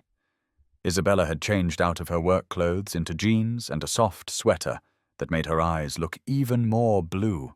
Her hair was loose around her shoulders, and Marcus noticed that she'd put on lipstick, a small detail that made his pulse quicken with the possibility that this conversation might go places they'd been circling around for weeks. "I called an old friend today," Isabella said, settling into the chair across from him. "Someone who works in financial crimes investigation. I explained the situation without naming names, just wanted to understand what our options might be. And she said what Brandon did sounds like a classic case of financial abuse and fraud. She also said that if we can prove it, there could be criminal charges beyond just recovering the money." Isabella's voice carried a satisfaction that spoke of someone who had found the tools to fight back. "But she also warned me that men like Brandon don't usually go down without a fight. Exposing him could get ugly." Marcus studied her face, seeing the determination there, but also understanding the weight of what she was considering. "Are you prepared for ugly? I'm prepared for whatever it takes to make sure he can't do this to someone else, Isabella said firmly. But Marcus, you don't have to be part of this. You've already done more than enough for us. This isn't your battle. Marcus leaned forward, his voice carrying the quiet intensity that meant he was about to say something important. Isabella, look around this house. Look at Ryan with Sophia and Emma. Look at how you fit into our lives, how we fit into yours. This stopped being just about helping someone in need weeks ago. What are you saying? Marcus took a breath, knowing that once he spoke these words, there would be no taking them back. I'm saying that I've fallen in love with you. Not the idea of having help with Ryan, not gratitude for your presence in our lives, but you. The way you approach every problem like a puzzle to be solved. The way you make sure everyone else is taken care of before you take care of yourself. The way you've taught my son what it looks like to be part of a real family. Isabella's eyes filled with tears, but she didn't look away. Marcus, I'm saying that when I imagine our future, you and Sophia and Emma are in every picture. I'm saying that your battle became mine the moment you became mine, even if I was too scared to admit it before now. Isabella reached across the table and took both of his hands in hers. I was so afraid, she whispered. Afraid that this was too good to be true, that you'd realize we were too much trouble, too complicated. Isabella. Listen to me, Marcus said, his voice gentle but firm. You didn't just accept help from us, you saved us too. This house was so quiet before you came. Ryan and I were surviving, but we weren't really living. You brought life back into these walls. Tears spilled down Isabella's cheeks, but she was smiling. I love you too, she said softly. I've loved you since that night you made me tea and told me I wasn't failing my daughters. Since you looked at me like I was worth something when I felt like I was worth nothing. Marcus stood and moved around the table, pulling Isabella into his arms.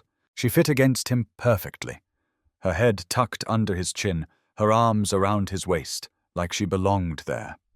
They held each other in the quiet kitchen, surrounded by the ordinary details of the life they'd been building together, without quite realizing it. So we do this together, Marcus said eventually. We confront Brandon, we get justice for you and the girls, and then we figure out what forever looks like. Together, Isabella agreed, pulling back to look at him. But Marcus, are you sure, really sure? Because once we take this step, once we admit that this is real, there's no going back. Marcus looked into her eyes and saw his future reflected there. Not the careful, controlled existence he'd built around grief and responsibility, but something bigger and messier and infinitely more beautiful. I've never been more sure of anything in my life, he said. And then he kissed her. The kiss was soft at first, tentative, full of the wonder that comes from finding something you weren't looking for but desperately needed. Then Isabella's arms tightened around his neck, and Marcus deepened the kiss, pouring months of carefully controlled feelings into this moment of finally letting himself want something more than simple survival. When they broke apart, both were breathing hard, both smiling with the kind of joy that comes from taking a leap and finding out you can fly. Ryan's voice cut through the moment, followed immediately by giggles from Sophia and Emma. Dad's kissing Isabella. That's so weird. Marcus and Isabella sprang apart, both blushing like teenagers caught by their parents. In the doorway stood all three children, wearing expressions that ranged from Ryan's theatrical disgust to the twins' delighted fascination. Are you going to marry our mom? Sophia asked, with the directness that children employ when adults are being unnecessarily complicated. Are we going to be a real family? Emma added hopefully. Marcus looked at Isabella, seeing his own thoughts reflected in her expression. They'd been so focused on taking things slowly, on making sure the children were comfortable with the changes that they hadn't realized the children were already far ahead of them.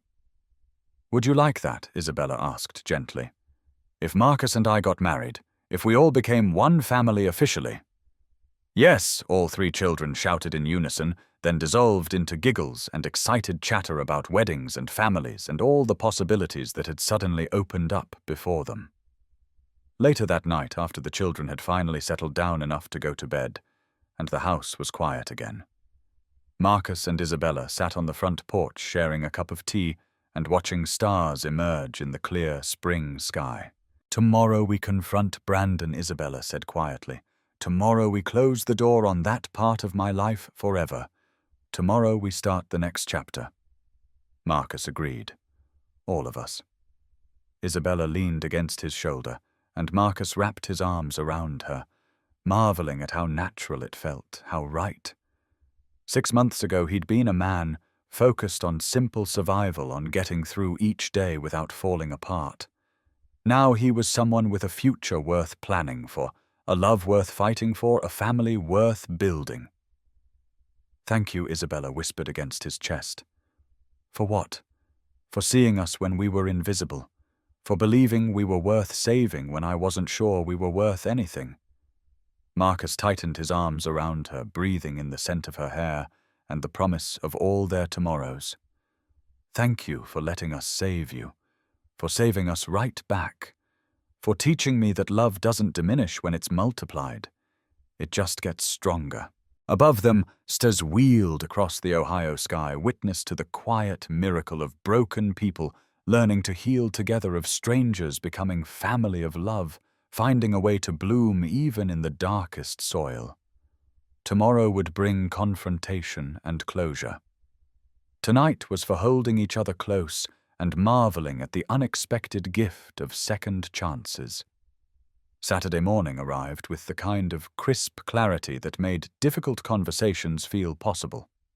Isabella sat at the kitchen table with her laptop open and manila folders spread around her like battle plans. Her evidence organized with the precision that had made her so valuable at the bottling plant. Marcus poured coffee for both of them and settled beside her, noting the determined set of her shoulders, the calm focus in her eyes. This wasn't the desperate woman he'd found on Christmas Eve. This was someone who had found her strength and knew exactly how to use it. I spent most of last night going through everything again, Isabella said, handing him a printed email. Look at this. I finally tracked down Brandon's actual employment records. He wasn't struggling financially when he left us. In fact, he'd just received a significant bonus. Marcus studied the document, his anger building as the implications became clear. So the story about business opportunities and bad investments? All lies. Isabella pulled up bank statements on her laptop screen. But here's the part that really shocked me. Remember how he claimed the loan was for a business investment? Look at these transfers. She pointed to a series of transactions that painted a picture of methodical theft. Large amounts moved from their joint accounts to accounts Isabella had never seen before, all happening in the weeks before Brandon claimed they were in financial crisis. Isabella, Marcus said slowly, understanding beginning to dawn, this isn't just fraud. He was planning this for months. He was stealing from you while you thought you were building a life together. It gets worse. Isabella's voice was steady, but Marcus could see the effort it took to maintain that control.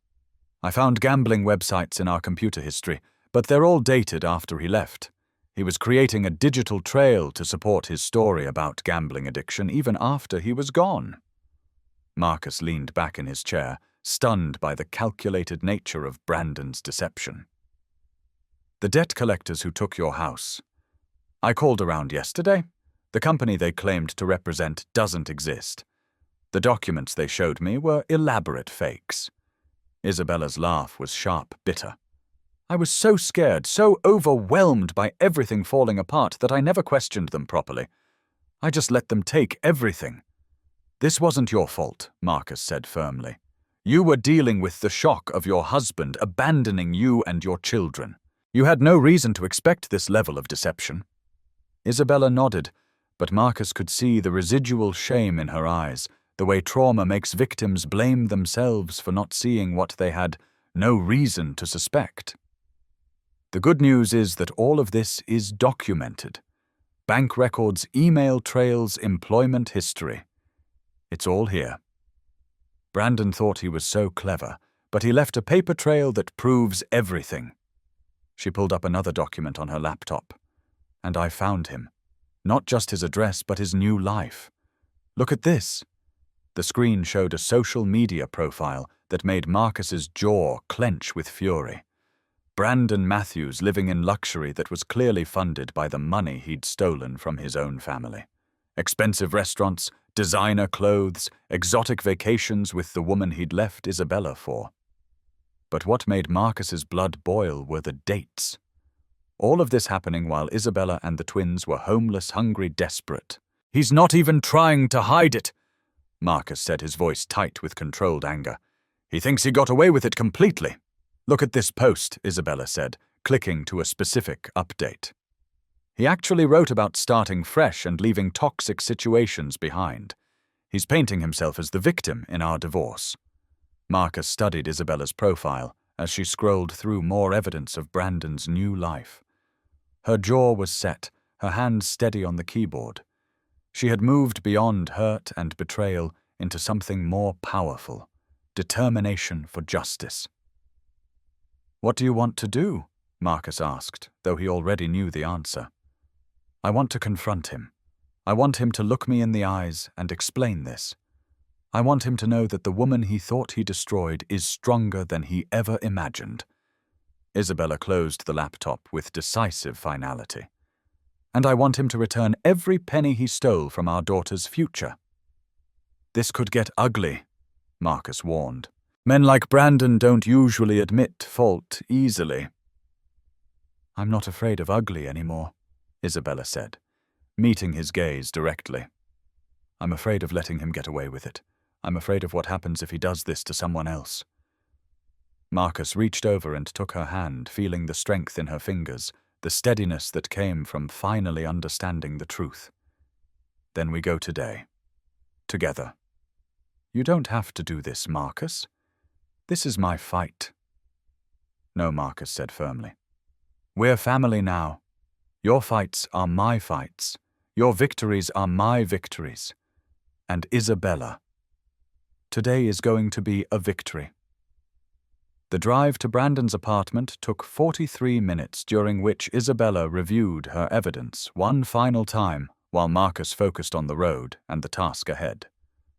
They'd left the children with Mrs. Henderson, who'd been delighted to babysit and had sent them off with fierce hugs and instructions to get that no-good man what he deserves.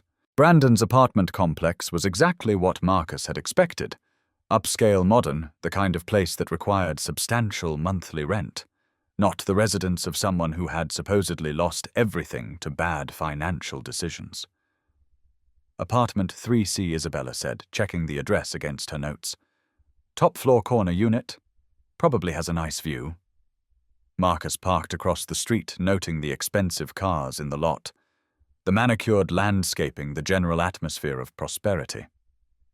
"You ready for this?" Isabella took a deep breath, straightening her shoulders in the gesture Marcus had learned meant she was preparing for battle. "I've been ready for this since the day he walked out on his children." They climbed the stairs to the third floor in silence, Isabella clutching her folder of evidence like armor. At apartment 3C, Marcus positioned himself slightly behind Isabella, close enough to provide support, but far enough back to let her take the lead. This was her confrontation, her moment to reclaim what had been stolen from her. Isabella knocked firmly, steadily, without hesitation. The sound echoed in the hallway like a declaration of war. The man who answered the door looked nothing like the villain Marcus had constructed in his imagination. Brandon Matthews was average in every way. Medium height, thinning brown hair, soft around the middle, in the way of men who had stopped trying to impress anyone. He was wearing sweatpants and a wrinkled t-shirt, and when he saw Isabella standing in his doorway, his face went pale as ash. "Isabella," he stammered, his hand gripping the doorframe like he needed support. "What are you? How did you find me?" The voice that responded wasn't the broken woman from Christmas Eve, Wasn't even the worried mother who had been slowly rebuilding her confidence over the past months. This voice carried the weight of truth and the power of someone who had found her strength and learned exactly how to use it. "Hello, Brandon," Isabella said with deadly calm. "I think it's time we had a conversation about the truth." Brandon's eyes darted between Isabella and Marcus, clearly trying to process this unexpected development. "I don't know what you think you know, but I know everything," Isabella interrupted, her voice cutting through his attempted denial like a blade through silk. "The fake loan documents with my forged signature, the money you transferred to offshore accounts, the gambling websites you accessed after you left to create a false trail, your friends who pretended to be debt collectors, every single lie you told to cover up the fact that you stole from your own children." Brandon's mouth opened and closed without sound, his face cycling through emotions too quickly to track. Denial, fear, calculation, desperation, all fighting for dominance as his carefully constructed story crumbled in real time. "I don't know what you're talking about," he said finally, but his voice lacked conviction. Isabella opened her folder and pulled out bank statements, employment records, printed emails, months of detective work organized into undeniable proof. "These documents say otherwise. Would you like to see the evidence, or should I take it straight to the police?" The word police seemed to puncture something in Brandon's composure. His shoulders sagged, and he stepped back from the door, gesturing weakly for them to enter.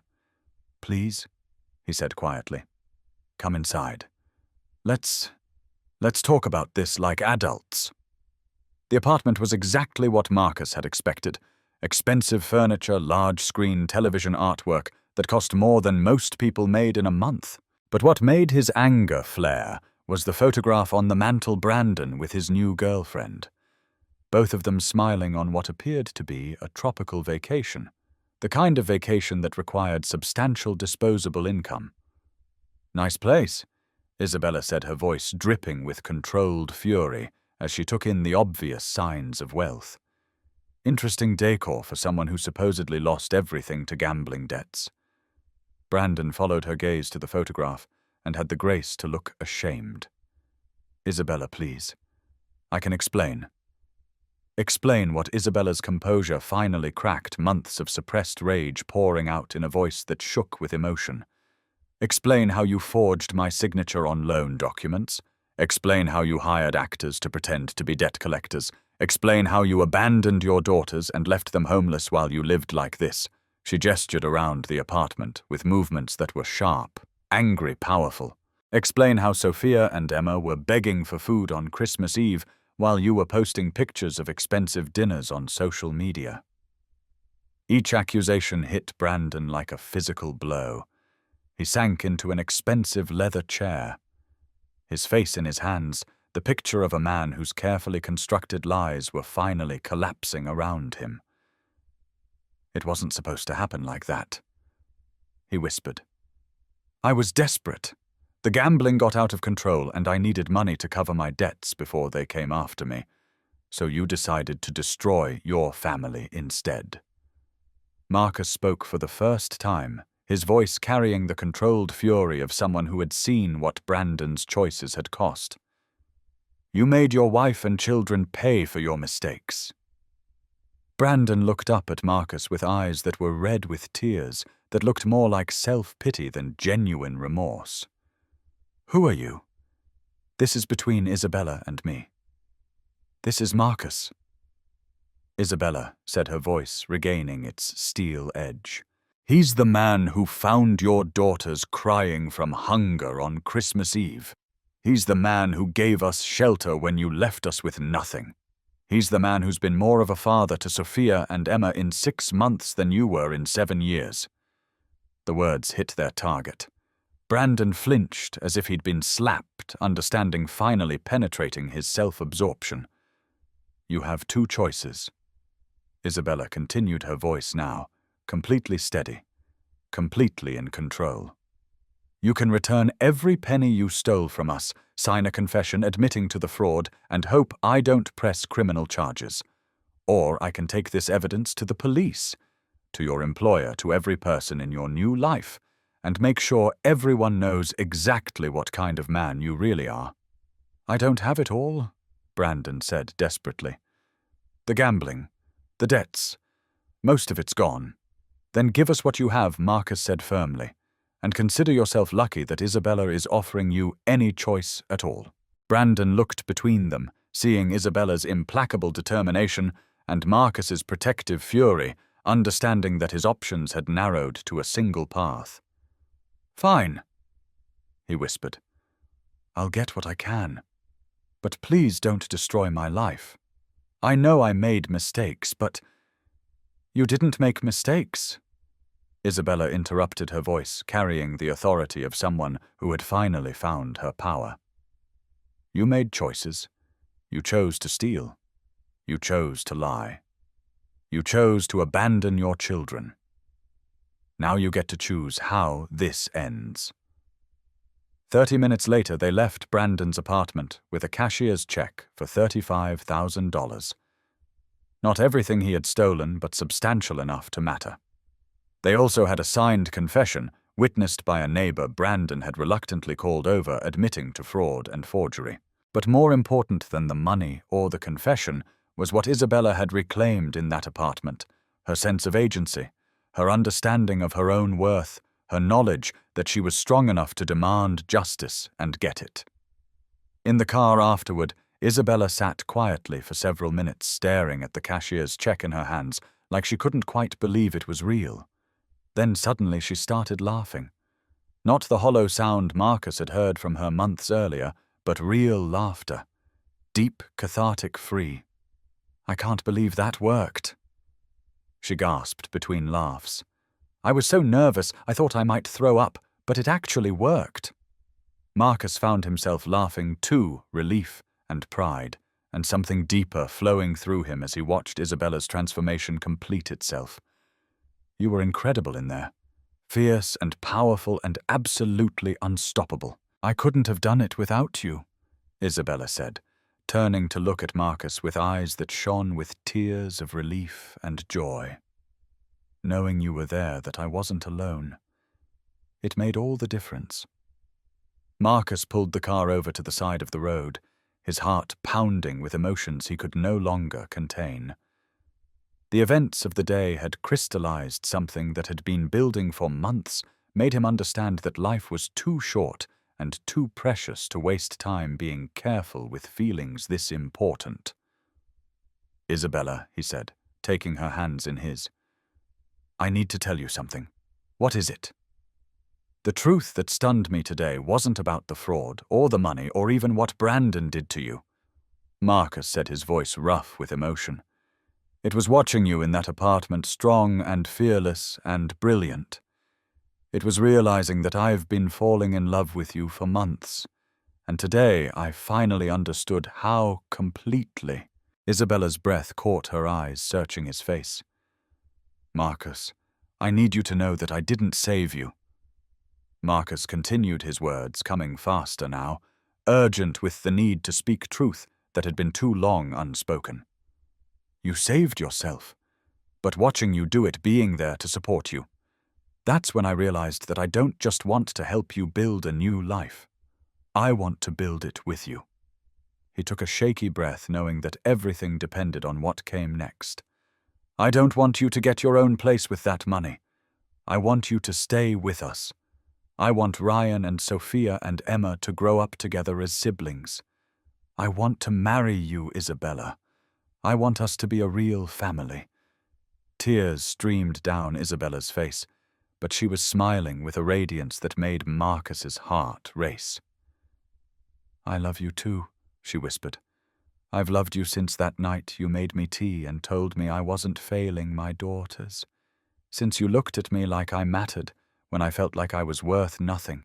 Marcus leaned across the console and kissed her, pouring months of carefully controlled emotions into this moment of finally letting himself hope for something more than survival.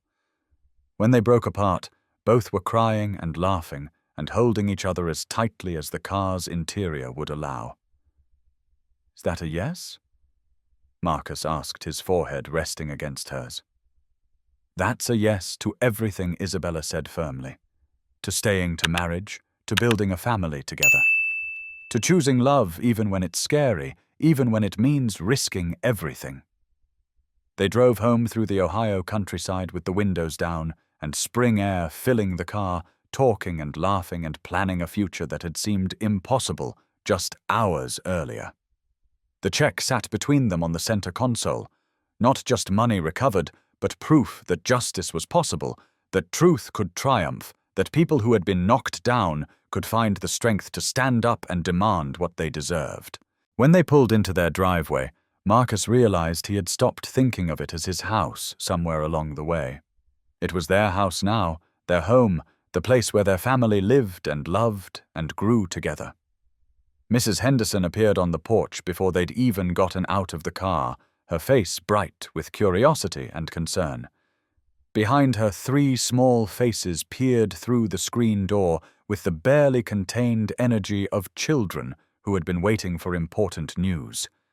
"Well," Mrs. Henderson called out, "don't keep us in suspense. How did it go?"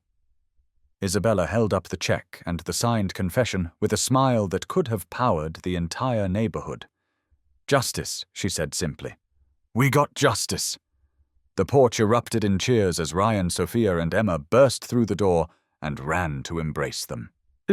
Henderson clapped her hands and declared that this called for celebration ice cream, and Marcus found himself surrounded by the chaotic, joyful noise of people who loved each other, celebrating a victory that belonged to all of them. As the excitement died down, and Mrs. Henderson headed home with promises to spread the good news to everyone who had been following their story, Marcus gathered his family, because that's what they were now, officially and permanently, on the front porch to watch the sunset paint the sky in shades of possibility.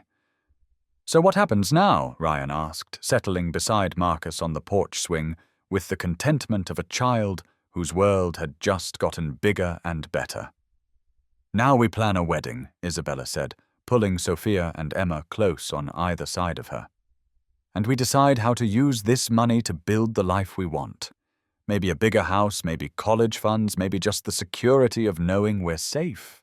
Now we become a real family," Sophia added seriously. "We already are a real family," Emma pointed out with 7-year-old logic. "We live together and love each other and take care of each other. That's what families do." Marcus looked around at these people who had chosen him just as surely as he had chosen them, and felt gratitude so profound it took his breath away. 6 months ago, he had been a man focused on simple survival. Tonight, he was someone with a future worth building, a love worth celebrating, a family worth everything. Sometimes the greatest miracles come from the smallest choices. Sometimes saving someone else is exactly how you save yourself. And sometimes on a frozen Christmas Eve, when you choose to stop and help strangers, you find exactly what you never knew you were looking for. 2 years later, the same community center that had sheltered them on that desperate Christmas Eve hummed with the purposeful energy of wedding preparations.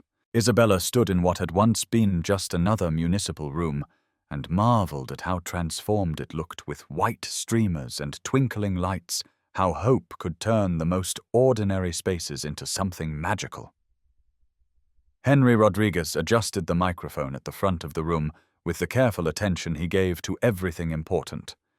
At 70, he moved more slowly than he had that first night, but his eyes were bright with the satisfaction of someone who had watched impossible things become possible. "You sure about this microphone, Isabella?" Henry called out, his voice carrying the affectionate gruffness he reserved for people he'd claimed as family. "I've married folks before, but never with quite this much excitement." Isabella laughed, a sound that came easily now, naturally, without the careful restraint she'd once used to guard against disappointment. "I'm sure, Henry. Everyone needs to hear what Marcus has to say. His speeches tend to make people cry happy tears. The past 2 years had been a masterclass in how love multiplies when it's shared freely. Marcus's promotion to floor supervisor at the bottling plant had come with a raise that made their financial future secure. Isabella's advancement to accounting manager had brought not just professional satisfaction, but the deep contentment that comes from work that challenges and rewards in equal measure. But more than career success, they had built something rare, a blended family that actually worked. Ryan, now 12 and starting to show signs of the remarkable man he would become, had embraced his role as big brother with the fierce protection that comes naturally to children who understand what it means to be chosen. Sophia and Emma, now 9, had blossomed in the security of a home where love was constant and laughter was daily. "Mom, is my tie straight?" Ryan appeared at Isabella's elbow, fidgeting with the dark blue tie that matched Marcus's suit. Somewhere along the way, without fanfare or formal adoption papers, he had started calling her Mom. It had happened naturally, inevitably, the way children claim the adults who show up consistently in their lives. "Perfect," Isabella said, reaching up to smooth his collar, with hands that still trembled slightly when she thought about how close they had come to losing all of this. "Your father will be so proud." "He's nervous," Ryan confided, lowering his voice conspiratorially. "I found him this morning standing in front of the mirror practicing his vows. He kept messing up the part about forever." Isabella felt warmth spread through her chest at the image. Marcus, who faced every challenge with calm competence, getting tongue-tied over promises he'd already been keeping for 2 years. "What did you tell him, that he doesn't need to practice love? He's already perfect at it." Before Isabella could respond to this piece of 12-year-old wisdom, Sophia and Emma burst through the door in a flutter of pale yellow dresses and barely contained excitement. "Isabella, Isabella!" Sophia called out, her artistic eye already cataloguing the room's transformation. "Everything looks like a fairy tale, just like we planned." "Are you nervous?" Emma asked with the direct concern that had become her trademark. "Because if you're nervous, we could sing you the song we've been practicing. It always makes Dad feel better when we sing." Isabella gathered both girls close, breathing in the scent of their shampoo and the lingering traces of the cookies Henry's wife had brought for the pre-ceremony festivities. "I'm not nervous," she said, and realized with surprise that it was true. "I'm excited. There's a difference." "What's the difference?" Sophia wanted to know. "Nervous is when you're afraid something might go wrong," Isabella explained. "Excited is when you can't wait for something wonderful to happen." The girls considered this with the seriousness they brought to all important concepts, then nodded in unison. "We're excited too," Emma declared. "We've been excited for forever." At 5 o'clock, as spring sunlight slanted through the community center's windows and painted everything in golden light, Isabella stood at the back of the room in her simple white dress. She had chosen it not for its elegance, but for its practicality, for the way it would let her move freely when she danced with her daughters later, when she hugged everyone who had helped make this day possible. Through the glass doors she could see Marcus at the front of the room, hands clasped behind his back in the stance he adopted when he was trying to project calm. He didn't entirely feel. Henry stood beside him with the small book of ceremonies he'd borrowed from the county clerk, looking official and slightly overwhelmed by the responsibility. The room was filled with people who had become their chosen family over the past 2 years. Mrs. Henderson sat in the front row, dabbing at her eyes with tissues she'd come prepared with. Bernard, from the bottling plant, sat with his wife, both of them beaming with the pride of bosses who had watched employees become friends. Isabella's co-workers filled 2 rows, women who had rallied around her when her divorce was finalized, who had celebrated every small victory and provided support through every challenge. But what made Isabella's breath catch was the sight of Ryan standing beside Marcus as best man, his young face serious with the weight of his responsibility. and Sophia and Emma at the front of the aisle, flower petals ready to scatter, wearing matching smiles that could have powered the entire building. "Ready?" Henry's wife asked gently, appearing beside Isabella with the bouquet of white roses and baby's breath that Sophia had helped choose. Isabella took the flowers, straightened her shoulders, and smiled with the confidence of someone who had fought for this happiness and won. "I've been ready for 2 years. Let's go make it official." The walk down the aisle took 17 steps. Isabella knew because Emma had counted them during rehearsal the night before, wanting to make sure she scattered her flower petals at precisely the right intervals. But as Isabella moved toward Marcus, toward their future, those 17 steps felt like a journey across years of pain into something bright and permanent and real. Sophia and Emma preceded her with the careful concentration of children, given an important job, their yellow dresses swaying as they scattered rose petals with artistic precision. The room fell silent except for the soft rustle of their movement and the barely audible sniffles of people trying not to cry too early in the ceremony. When Isabella reached the front of the room, Marcus turned to face her, and the expression on his face made her understand why people wrote songs about love. Wonder, gratitude, joy, promise. All of it written in his eyes as he watched her take the final steps toward him. "Dearly beloved Henry," began his gruff voice, surprisingly tender as he addressed the gathered crowd, "we are here today to celebrate something rare and precious. We are here to witness the joining of 2 families who found each other when they needed it most, who chose to build love from broken pieces, who proved that sometimes the most beautiful beginnings come from the most difficult endings." Isabella barely heard the traditional words that followed.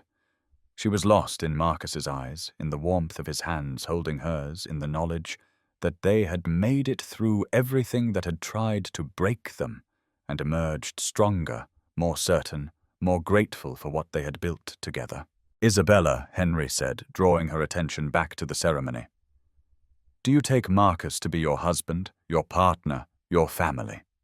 Do you promise to love him and support him, to stand with him through whatever comes, to build a life together based on honesty and kindness and the deep commitment that has brought you to this moment?" "I do," Isabella said, her voice steady and strong, carrying across the room to every person who had helped her become someone who could make such promises with confidence. Marcus Henry continued, "Do you take Isabella to be your wife, your partner, your family? Do you promise to love her and support her, to stand with her through whatever comes, to build a life together that honors the love you share and the children you're raising together?" "I do," Marcus replied, his voice rough with emotion that he made no attempt to hide. "Then by the power vested in me by the great state of Ohio, and with the joy of everyone gathered here today, I now pronounce you husband and wife." Henry's weathered face split into a grin that transformed his entire expression. "Marcus, you may kiss your bride." Marcus stepped closer, his hands framing Isabella's face with the gentleness she had learned to expect from him in all things. "Ready for forever," he whispered loud enough for only her to hear. "I've been ready since Christmas Eve," she whispered back, and then his lips met hers in a kiss that sealed promises they had been making to each other in small ways for 2 years. The room erupted in applause and cheers, but the sound that made Isabella's heart soar was the excited shriek that came from Sophia, Emma, and Ryan as they rushed forward to surround them in a group hug that nearly knocked everyone over. "We're married now," Sophia announced to the room with the authority of someone making an important public declaration.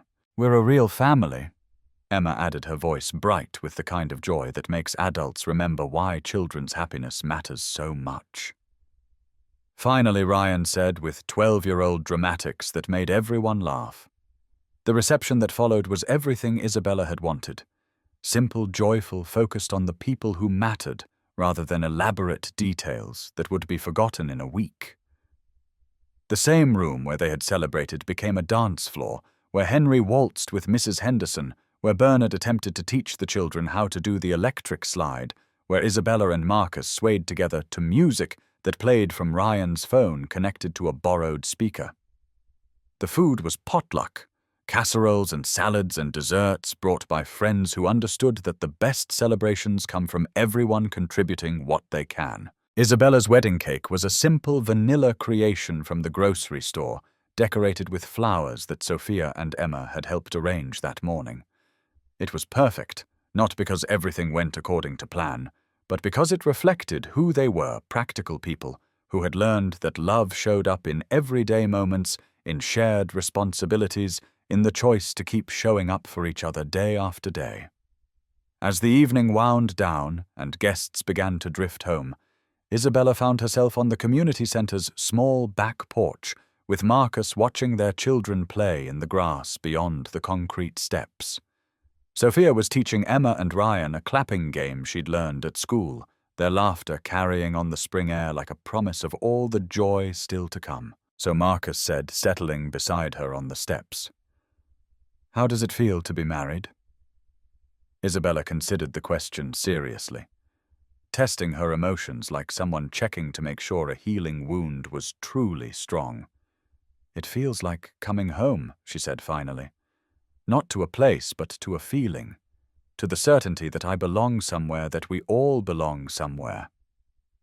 "I love you, Mrs. Chen," Marcus said, trying out her new name with obvious satisfaction. "I love you too, Mr. Chen," Isabella replied, then laughed at how ordinary the words sounded and how extraordinary the feeling behind them was. From across the grass, Ryan called out, "Dad, Isabella, come teach us how to do that dance you were doing.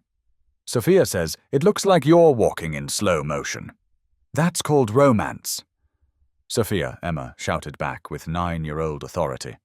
"Dad told me all about it." Marcus and Isabella looked at each other and burst into laughter, then rose to join their children in the kind of silly dancing that becomes precious when you understand how fragile happiness can be, how important it is to celebrate it fully when it arrives.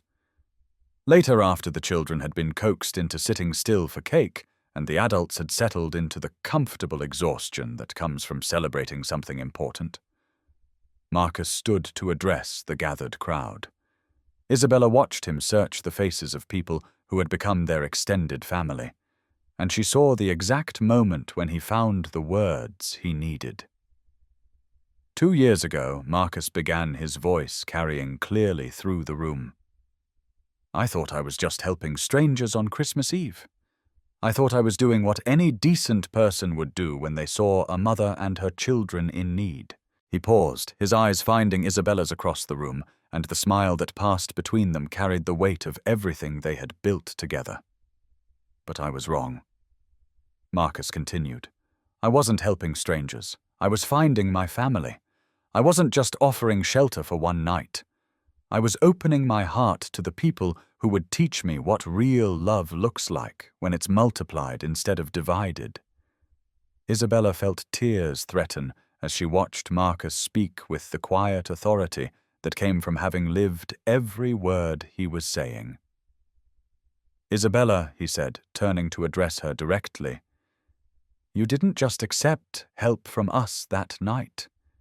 You saved us. You brought laughter back into a house that had been too quiet for too long. You taught my son what it looks like to be part of a real family. And you taught me that love doesn't diminish when it's shared. It just gets stronger." Marcus raised his glass of champagne, Mrs. Henderson's contribution to the celebration, and the room followed suit. To Isabella for her strength that inspired us all. To Sophia and Emma for reminding us that children are the best teachers when it comes to unconditional love. To Ryan for showing us that big brothers are born in the heart, not just in the birth order. The room murmured agreement glasses raised in salute to the unlikely family that had proven love could triumph over circumstances. But mostly Marcus said, his voice growing thick with emotion, "I want to raise this glass to second chances. To the understanding that sometimes when we think our story is ending, We're actually standing at the beginning of the most beautiful chapter we never saw coming. To second chances the room echoed, and Isabella heard in those voices the recognition that everyone present had experienced their own version of unexpected grace. As people began to disperse, gathering coats and purses and making plans for future gatherings, Isabella found herself in conversation with Henry, who was carefully packing his ceremonial book back into its carrying case. "Thank you," she said simply, "for everything. For that first night when you made room for strangers, for agreeing to officiate today, for being part of our story." Henry looked up from his packing, his weathered face soft with affection. "You know what I learned in 30 years of working at that community center?" he said. "The people who think they're beyond help are usually the ones closest to finding exactly what they need. You just needed someone to see you clearly enough to know you were worth helping." "We all needed that," Isabella said, watching Marcus gather their children, because they were his children now, legally and permanently and completely, into a group hug that made passing strangers smile. "Some folks," Henry continued, "they help people because it makes them feel good about themselves. That's not wrong, but it's not what Marcus did. He helped you because he recognized something true. He saw that helping you was the same as helping himself, that your healing and his healing were connected somehow." Isabella nodded, understanding flooding through her as Henry put words to something she had felt, but never quite articulated. "That's rare," Henry said, snapping his case closed with the finality of someone who had finished an important job. "That's the kind of love that changes everything it touches. You hold on to that, Isabella. You build on it. You pass it on to those children of yours so they know what real love looks like." As they loaded tired children into Marcus's car for the drive home, Isabella reflected on Henry's words. The wedding had been beautiful, but it was really just a celebration of something that had been true for months. They were a family. Not because of legal documents or shared blood, but because they had chosen each other day after day in small moments and large crises, in ordinary Tuesday evenings and extraordinary Saturday celebrations. Happy, Marcus asked, as they pulled into their driveway, noting Isabella's contemplative silence. "Beyond happy," Isabella said, watching Sophia and Emma tumble out of the car, still in their yellow dresses, but now with grass stains and frosting smudges that told the story of a day well celebrated. Grateful, amazed, still a little bit shocked that this is real. Ryan, practical even in his exhaustion, was already gathering discarded shoes and flower girl baskets from the car floor. "Can we have pancakes for breakfast tomorrow?" he asked. "The good kind that actually look like pancakes?" "We can have whatever kind you want," Isabella said, ruffling his hair with the casual affection that had become second nature. "We can have celebration pancakes every day if we want to." "Every day?" Emma asked hopefully. "Well, maybe not every day," Marcus amended with the diplomatic wisdom of an experienced parent. "But definitely tomorrow. And definitely whenever we want to remember how good it feels to be exactly where we belong." That night after the wedding dress had been carefully hung in the closet, and the children had been tucked into beds in the rooms they had claimed as permanently their own, Marcus and Isabella sat on their front porch sharing the comfortable silence of people who no longer had to guard their happiness or question whether it would last. "So what happens now?" Isabella asked, echoing Ryan's question from months earlier. "Now we live it," Marcus said simply. "We wake up tomorrow and make breakfast and help with homework and go to work and come home to each other. We do all the ordinary things that make a life, and we remember that ordinary can be extraordinary when you're doing it with the right people." Isabella leaned against his shoulder, marveling at how perfectly she fit there, how natural it felt to be claimed, and to claim someone in return. Above them, stars appeared in the clear Ohio sky, the same stars that had witnessed her desperation on Christmas Eve, and now bore witness to her joy on this spring evening. "I love our story," she said quietly. "Me too." Marcus agreed. But the best part is that we're still writing it. 3 years later, Marcus woke to the familiar sound of chaos that had become his favorite morning symphony. Sophia was singing in the shower with the unconscious joy of someone who had never learned to doubt whether her voice was worth hearing. Emma was practicing spelling words aloud while getting dressed, her voice carrying the determined concentration of a child who approached every challenge as a puzzle to be solved. Ryan was moving through his morning routine with the efficient grace of a 15-year-old who had learned to manage his own responsibilities while still keeping an eye on his younger sisters. The morning chaos no longer surprised visitors to the Chen household. Mrs. Henderson, now a permanent fixture for Sunday dinners and emergency babysitting, had declared that their house sounded like happiness looked when it decided to take up residence somewhere permanently. Marcus found Isabella in the kitchen as he did every morning. Coffee already started and breakfast taking shape with the easy efficiency of someone who had found her rhythm in all things. She was wearing scrubs. Her promotion to Director of Financial Operations at the Regional Medical Center had come with better hours and the satisfaction of work that directly helped people, and her hair was pulled back in the practical ponytail of someone who had places to be and people counting on her. "Good morning, husband," she said, without turning around, but Marcus could hear the smile in her voice. "Good morning, wife," he replied, settling into the routine that had become precious precisely because it was routine. "Big day today.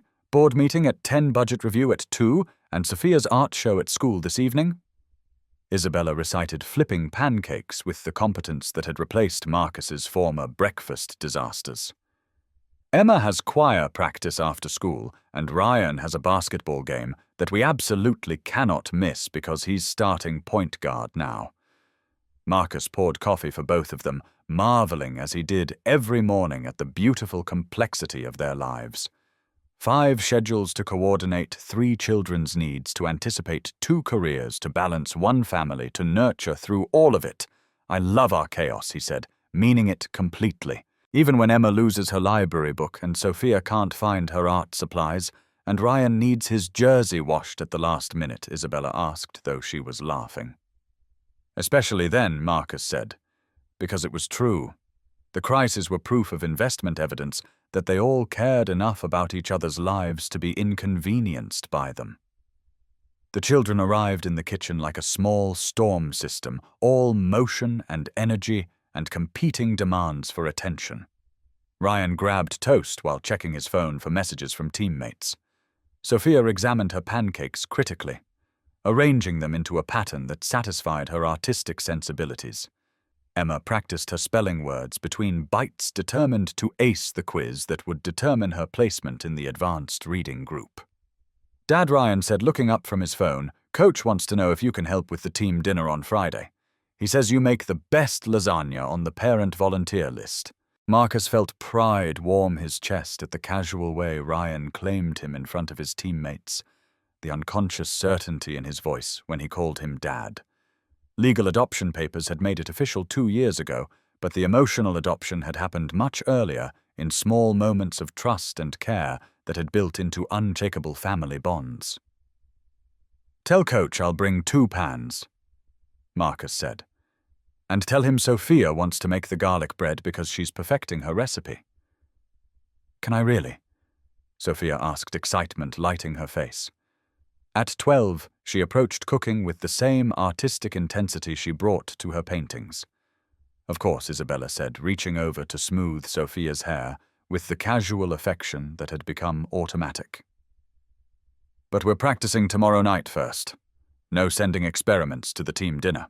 Emma, now 11, and possessed of the practical wisdom that came from being the middle child in a family that thrived on organized chaos, looked up from her spelling list. "Are we still having the neighborhood barbecue next weekend?" Because Mrs. Patterson asked if she could bring her famous potato salad, and I told her yes because it's really good, and also she's been lonely since Mr. Patterson died. Marcus and Isabella exchanged a look over the children's heads, one of those married couple conversations that happened without words. They had become the family that neighbors turned to for celebrations, and support the house where extra children appeared for dinner without advanced notice, the people others called when they needed help or just needed to not be alone. It was exactly what Catherine would have wanted, Marcus thought. She had believed that love expanded to fill whatever space you made for it, that the best families were the ones that kept their doors and their hearts open to whoever needed shelter. Absolutely, Isabella said. And Emma, that was very thoughtful of you to think about Mrs. Patterson. She's been helping us with our garden, so it's nice that we can help her feel included in our celebrations. The morning continued with the beautiful chaos that had become their normal backpacks, gathered lunch money, distributed last-minute homework. Questions answered, schedules confirmed and reconfirmed. Marcus and Isabella moved around each other in the kitchen with the synchronized efficiency of people who had learned to make their partnership look effortless, even when it required constant attention and care. At the door, as everyone gathered coats and checked that they had everything they needed for the day ahead, Ryan turned back to his parents with the serious expression he wore when something was important. Mom. Dad, he said, using the titles that had become natural and precious over time. I just wanted you to know that Jessica Morrison's parents are getting divorced, and she's been really sad about it. So I invited her to come to our barbecue next weekend. Is that okay? Isabella felt tears threaten at the casual kindness in Ryan's voice, the way he had internalized their family's values without being lectured about them. Of course, that's okay, she said. Should we call her parents and make sure they know she's invited? I already gave her your phone number, Ryan said, with the confidence of someone who knew his family would always make room for one more. She's going to have her mom call you. As the children dispersed to their various destinations, and Marcus headed off to his shift at the bottling plant, now as a supervisor training new employees in the safety procedures he'd helped develop, Isabella sat in her car for a moment before driving to work. She thought about the woman she'd been 4 years ago, desperate and broken, and convinced that her story was ending in the worst possible way. She thought about the children they'd all been then. Ryan lonely despite his father's love. Sophia and Emma scared and uncertain about where they belonged. Now Ryan was a confident teenager who invited lonely classmates to family gatherings without checking first because he knew his parents would say yes. Sophia was a young artist who approached every challenge with creative problem-solving and unshakable confidence in her own abilities. Emma was a thoughtful 11-year-old who noticed when neighbors were lonely and took action to include them in community celebrations. They had all become the people they were meant to be. Isabella realized, not in spite of the difficulties they'd faced, but because those difficulties had taught them what really mattered. That evening, as Isabella sat in the school auditorium watching Sophia's confident presentation of her art portfolio to a room full of parents and teachers, she felt the deep satisfaction that comes from witnessing dreams take shape in real time. Sophia's paintings had evolved from the desperate drawings of a child seeking control in chaos to sophisticated pieces that reflected genuine artistic talent and vision. She's remarkable, whispered the woman sitting next to Isabella, who had been trying to identify which child belonged to which parent. That painting of the family by the community center, it tells such a story. You can see the love in every brushstroke. Isabella studied her daughter's artwork with fresh eyes, seeing it through a stranger's perspective. The painting showed 5 figures standing together outside a building that looked remarkably like the place where their story had begun. But Sophia had added details that transformed it from a municipal facility into something that looked like sanctuary. Warm light spilling from windows, flowers blooming in boxes that hadn't existed. In reality, faces that glowed with contentment and belonging. She painted it from memory, Isabella said quietly. But she made it better than it actually was. More beautiful, more hopeful. Children do that sometimes, the woman replied. They see the truth that adults miss. They see what love can make out of ordinary places. After the art show, the Chen family gathered at their favorite ice cream shop, the same place they'd gone to celebrate every important milestone over the past 4 years. It had become their tradition, their way of marking moments that deserved to be remembered.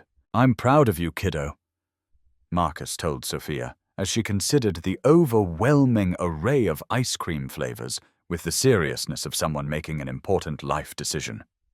"I'm proud of all of us," Sophia said, matter-of-factly. "We went from being sad and scared to being happy and safe and good at things. That's pretty amazing when you think about it." Ryan, now old enough to appreciate the magnitude of their family's transformation, nodded thoughtfully. "Remember when we used to worry about whether we had enough money for groceries? Now we're planning a college fund for Emma's advanced placement classes, and Sophia's art supplies cost more than our entire monthly budget used to be. Remember when we all slept in one room because we were afraid to be alone?" Emma added. "Now we each have our own space, but we still hang out together because we want to, not because we have to." Isabella and Marcus listened to their children catalogue the changes in their lives with the perspective that comes from having lived through genuine hardship and emerged stronger. These weren't children who took their security for granted. They were young people who understood the difference between surviving and thriving, who had learned to appreciate stability because they remembered what instability felt like. "What do you think the secret is?" Isabella asked, genuinely curious about their perspective. What made the difference? The children considered this question with the seriousness they brought to all important topics. "Dad never gave up on making things better," Ryan said finally. "Even when everything was really hard, he kept showing up. He kept trying to make tomorrow better than today. And Mom never stopped believing we deserved good things," Sophia added. "Even when bad things kept happening, she kept working to make sure we had what we needed. And we all decided to be a family," Emma concluded with 11-year-old wisdom that cut straight to the heart of everything. "Not because we had to, but because we wanted to. Because we liked each other and wanted to take care of each other." Later that night, after homework was finished and children were tucked into beds in rooms that had become truly theirs over years of accumulated belongings and memories, Marcus and Isabella sat on their back porch, sharing the comfortable silence that had become one of their greatest luxuries. "Henry called today," Isabella said, settling into the chair that had become hers through years of evening conversations. "He's retiring from the community center next month. 35 years of helping people find what they need when they need it most. End of an era," Marcus said, understanding the significance of Henry's departure. The man had been witness to their story from the very beginning, had married them, had remained a constant source of wisdom and support through every challenge and celebration since. "He asked if we'd consider volunteering there," Isabella continued. "Not running anything, just being available for people who are going through what we went through, families who need help understanding that temporary crises don't have to become permanent disasters." Marcus considered this idea, imagining himself and Isabella in Henry's role, providing steady presence for people whose worlds had turned upside down through no fault of their own. "What do you think?" "I think we understand something about resilience that might be useful to share," Isabella said carefully. "I think we know how to help people see possibilities when all they can see are problems. Catherine used to say that we're only as strong as our willingness to help each other," Marcus said, remembering his first wife's conviction that individual healing and community healing were inseparable. "I think she'd approve of us passing that along." As they talked about the future, about the ways they might contribute to other people's stories of transformation, Isabella marveled at how far they'd all traveled from that desperate Christmas Eve. Not just in terms of financial security or stable housing, but in their understanding of what family could look like when it was built on choice rather than accident, on daily commitment rather than legal obligation. "Ryan starts looking at colleges next year," she said, noting how quickly time moved when you weren't just trying to survive it. Sophia's art teacher thinks she should apply for that summer program at the state university, Marcus added, and Emma's reading at a high school level already. They were raising children who would leave someday, who would build their own lives and families and stories. But they were also raising children who understood that love multiplied when it was shared, that strength came from lifting others up, that the best families were the ones that kept their doors open to whoever needed shelter. I think we did okay, Isabella said quietly, meaning more than just the practical aspects of parenting. We did better than okay, Marcus replied. We built something beautiful from broken pieces. We proved that love wins when you're brave enough to choose it over fear. Above them, stars wheeled across the Ohio sky, the same constellations that had witnessed their desperation and now observed their contentment. The house behind them glowed with warm light, filled with the possessions and memories of people who had learned to call the same place home. Tomorrow would bring new challenges and new joys. There would be teenage driving lessons and college applications and art scholarships to navigate. There would be first dates and graduation ceremonies and all the milestones that mark a family's journey through time. But tonight was for gratitude for the recognition that they had found something rare and precious. A love that had not only survived difficulty, but had been strengthened by it. A family that had been chosen rather than simply inherited. A story that proved happy endings were possible for people brave enough to write them one day at a time. 5 years after that frozen Christmas Eve, Marcus Chen stood in the same community center where his life had changed forever. But now he wore a volunteer name tag and carried keys that Henry had passed to him with the solemn ceremony of someone transferring sacred responsibilities. Remember, Henry had told him during the transition, people don't always know what they need when they walk through these doors. Sometimes they think they need money or shelter or food, and those things matter.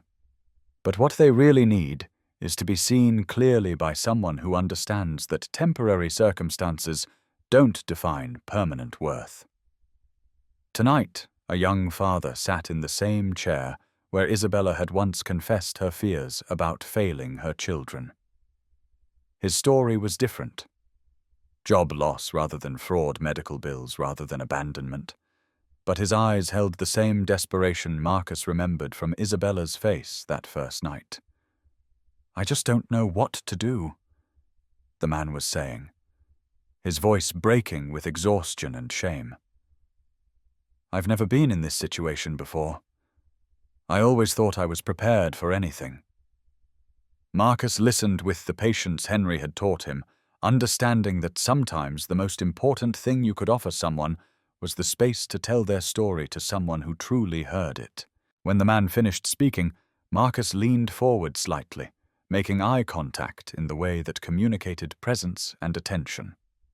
First, Marcus said, "You're not failing your family. You're doing exactly what parents do. You're fighting for them. Second, this situation is temporary. It doesn't feel temporary right now, but it is. And third, you're not doing this alone anymore." As they talked through practical solutions and immediate resources, Marcus found himself thinking about the ripple effects of kindness, the ways that receiving help when you needed it most changed not just your circumstances, but your understanding of how the world could work when people chose to care for each other. Isabella appeared in the doorway back from her shift at the medical center, carrying the tired satisfaction of someone who had spent the day solving problems and helping people navigate crises. She'd started volunteering at the community center 6 months earlier, using her financial expertise to help families understand budgets and rebuild credit and plan for stability. "How's it going?" she asked quietly, setting down coffee for both Marcus and their visitor. "Better," the young father said, and Marcus could hear hope beginning to creep into his voice. Much better, actually. After they had connected him with immediate resources and scheduled a follow-up appointment for the next week, after he had left with contact information and a plan, and the understanding that someone would be checking on his family's progress. Marcus and Isabella walked through the community center, turning off lights and checking that everything was secure for the night. "Good evening," Isabella asked. "Productive evening," Marcus replied. "That makes 3 families this month who are back on their feet and stable." Henry would be proud. They drove home through familiar streets, past the ice cream shop where they celebrated milestones, past the school where their children were learning and growing and becoming themselves, past all the ordinary landmarks of a life lived deliberately in community with people who mattered. At home they found Ryan doing homework at the kitchen table while keeping an eye on Sophia and Emma, who were sprawled on the living room floor with art supplies and books, working on projects with the comfortable focus of children who had never learned to doubt that their interests were worth pursuing. "How was the center tonight?" Ryan asked, looking up from the calculus problems that would soon help him navigate his first year of college. "Busy," Isabella said, settling at the table with them. "A lot of people need help right now. The economic uncertainty has families scared. Are we going to be okay?" Sophia asked, overhearing from the living room with the sharp attention children pay to conversations about security. "We're going to be fine," Marcus assured her, meaning it completely. "But more than that, we're going to make sure other families are okay too. That's what people do when they understand how much difference kindness can make." Emma looked up from her sketchpad, where she was drawing what appeared to be the community center, surrounded by families holding hands. "I want to help too," she said seriously. "When I'm old enough, I want to volunteer like you and Mum do." "You're already helping," Isabella pointed out. "Every time you notice someone who needs a friend, every time you include someone new in your group, every time you show kindness to people who are having a hard time. That's the same thing, just on a smaller scale." Later that night, after children were settled and the house was quiet, Marcus and Isabella found themselves once again on their back porch, sharing the peaceful silence that had become one of their most treasured daily rituals. Tired, Marcus asked, noting the way Isabella leaned back in her chair with the deep satisfaction of someone who had spent the day doing work that mattered. "Good tired," she said. "The kind of tired that comes from building something worthwhile."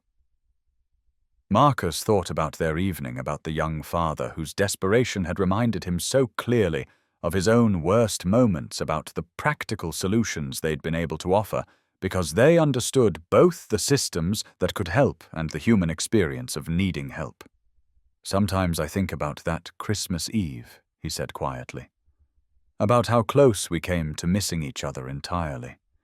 If Ryan hadn't pointed you out, if I'd been too tired to stop, if you'd been too scared to accept help. But we didn't miss each other," Isabella pointed out. "We found exactly what we needed, exactly when we needed it, and now we get to help other people have the same experience." Above them, stars emerged in the clear night sky, the same constellations that had witnessed their transformation from strangers to family, from surviving to thriving, from receiving help to offering it. "You know what I learned," Marcus said, his voice carrying the wonder that still accompanied his gratitude for the life they'd built together. "That sometimes the person you save ends up saving you right back. That love really does multiply when it's shared. That families aren't always about blood. Sometimes they're about choice, about showing up, about deciding that someone else's well-being matters as much as your own." Isabella reached across the space between their chairs and took his hand, their fingers intertwining with the easy familiarity of people who had learned to trust completely in each other's presence and commitment. "I used to think my story ended that night. Brandon left us homeless," she said softly. "I thought we'd lost everything that mattered. But I was wrong. That night was just the beginning of the most beautiful chapter we never saw coming." Marcus squeezed her hand, thinking about second chances and unexpected grace, about the miraculous ordinariness of love lived daily through small acts of kindness and large commitments to each other's happiness. Because sometimes the most broken moments carve space in our hearts for the most beautiful love. Sometimes when we think we're saving someone else, we're actually saving ourselves. And sometimes on a frozen Christmas Eve, when you choose to stop and help strangers, you find exactly what you never knew you were looking for. If this story touched your heart the way it touched mine, if it reminded you that love is a choice, that family is who shows up, and that sometimes the greatest gifts come wrapped in the hardest moments, please don't just watch and walk away. Hit that subscribe button and join our Soul Lift Stories family for more stories that restore your faith in humanity. Share this with someone who needs to remember that kindness is never wasted, that second chances are real, and that sometimes when we think our story is ending, we're actually standing at the beginning of something miraculous. Remember, be the person who stops. Be the person who sees. Be the person who helps. You never know whose life you might save, including your own. Thanks for watching, and remember, your story isn't over yet. Sometimes the best chapters are still unwritten, waiting for that one moment of courage when you choose to open your heart to possibilities you never imagined.